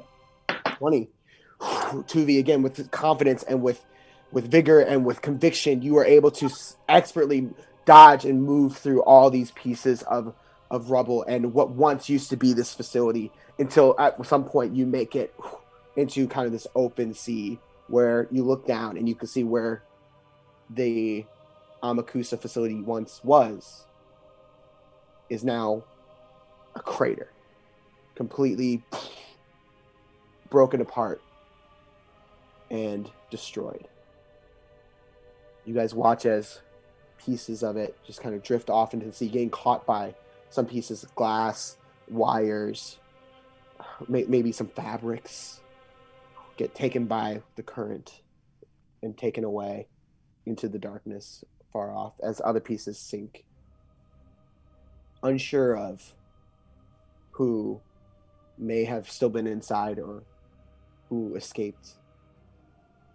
However, knowing that you may have prevented something pretty terrible from occurring, even more catastrophic than the destruction of a building. By banding together and reminding yourself of what is right, you all were able to hopefully steal this thing away, at least for some time longer. Whether it makes good on its promise to escape, you're not sure. Maybe you'll come back with reinforcements. Maybe you'll come back when you're rested. Maybe you'll never have to. You're not sure. Many things are unsure in the depths. And that's where we're going to call it a night. You guys aren't sure, but you guys may have stalled it. You may have stopped it. You don't know. When we're out in the clear and we're looking at everything, I'm just going to look at Tubi. I'm going to just punch him. Nice Roll the hit. Roll the hit. Roll the hit. That's a 19. Ooh, you take 1 point of damage as Sovereign punches you. It's like, wow. It's this close. My hand on Rock and on Tubi's shoulder. I'm gonna hit her back. Roll the hit. Child. What a way to end this episode. Roll initiative. How do I roll to hit a punch? It's just you roll an attack, add your strength modifier. Oh, okay. No proficiency though, just strength. Just strength. Okay. It's a 16. Does a 16 hit, Sovereign? Yeah, you take 1 point of damage as Tubi punches you back. All right, okay, that's enough. Now. I'm praying to Zabire. I'm angry. Also, one tear goes down my cheek as I watch everything explode, and I think about all the people and my coworkers and could have been future friends that passed away in this, and it just makes me very sad. All my creations that I made in there. But then when Gakko puts his claw on my shoulder and I put my paw on top of his, I feel a little better knowing that I found some real friends and that we've done something good, hopefully. I'd also like to put my hand on Tubi's shoulder as well and just say, the one I hit? Yeah. The one I hit. You know who I am. Listen up, guys. None of you are minions. You're friends, and I don't let friends die. So thank you for coming, Tuvi. And Effie, I know you got just the kind of monologue to take us out of here. Well, I've been really quiet throughout most today because you all seem to have a stronger opinion. And, I think that we did the right thing. And, yeah, I think that thing was bad. It felt bad. And I think we may have to come back someday to make sure that that thing stays where it's supposed to be. Everything needs to be where it's supposed to be. Oh, I love you guys. Together. Together. And you guys start to take your submersible up to the surface, guided by Rock as you move through the 12th tide, the 11th tide, and all the way up to the first tide. Again, unsure of what you've done is a permanent solution or just a temporary setback. Who knows?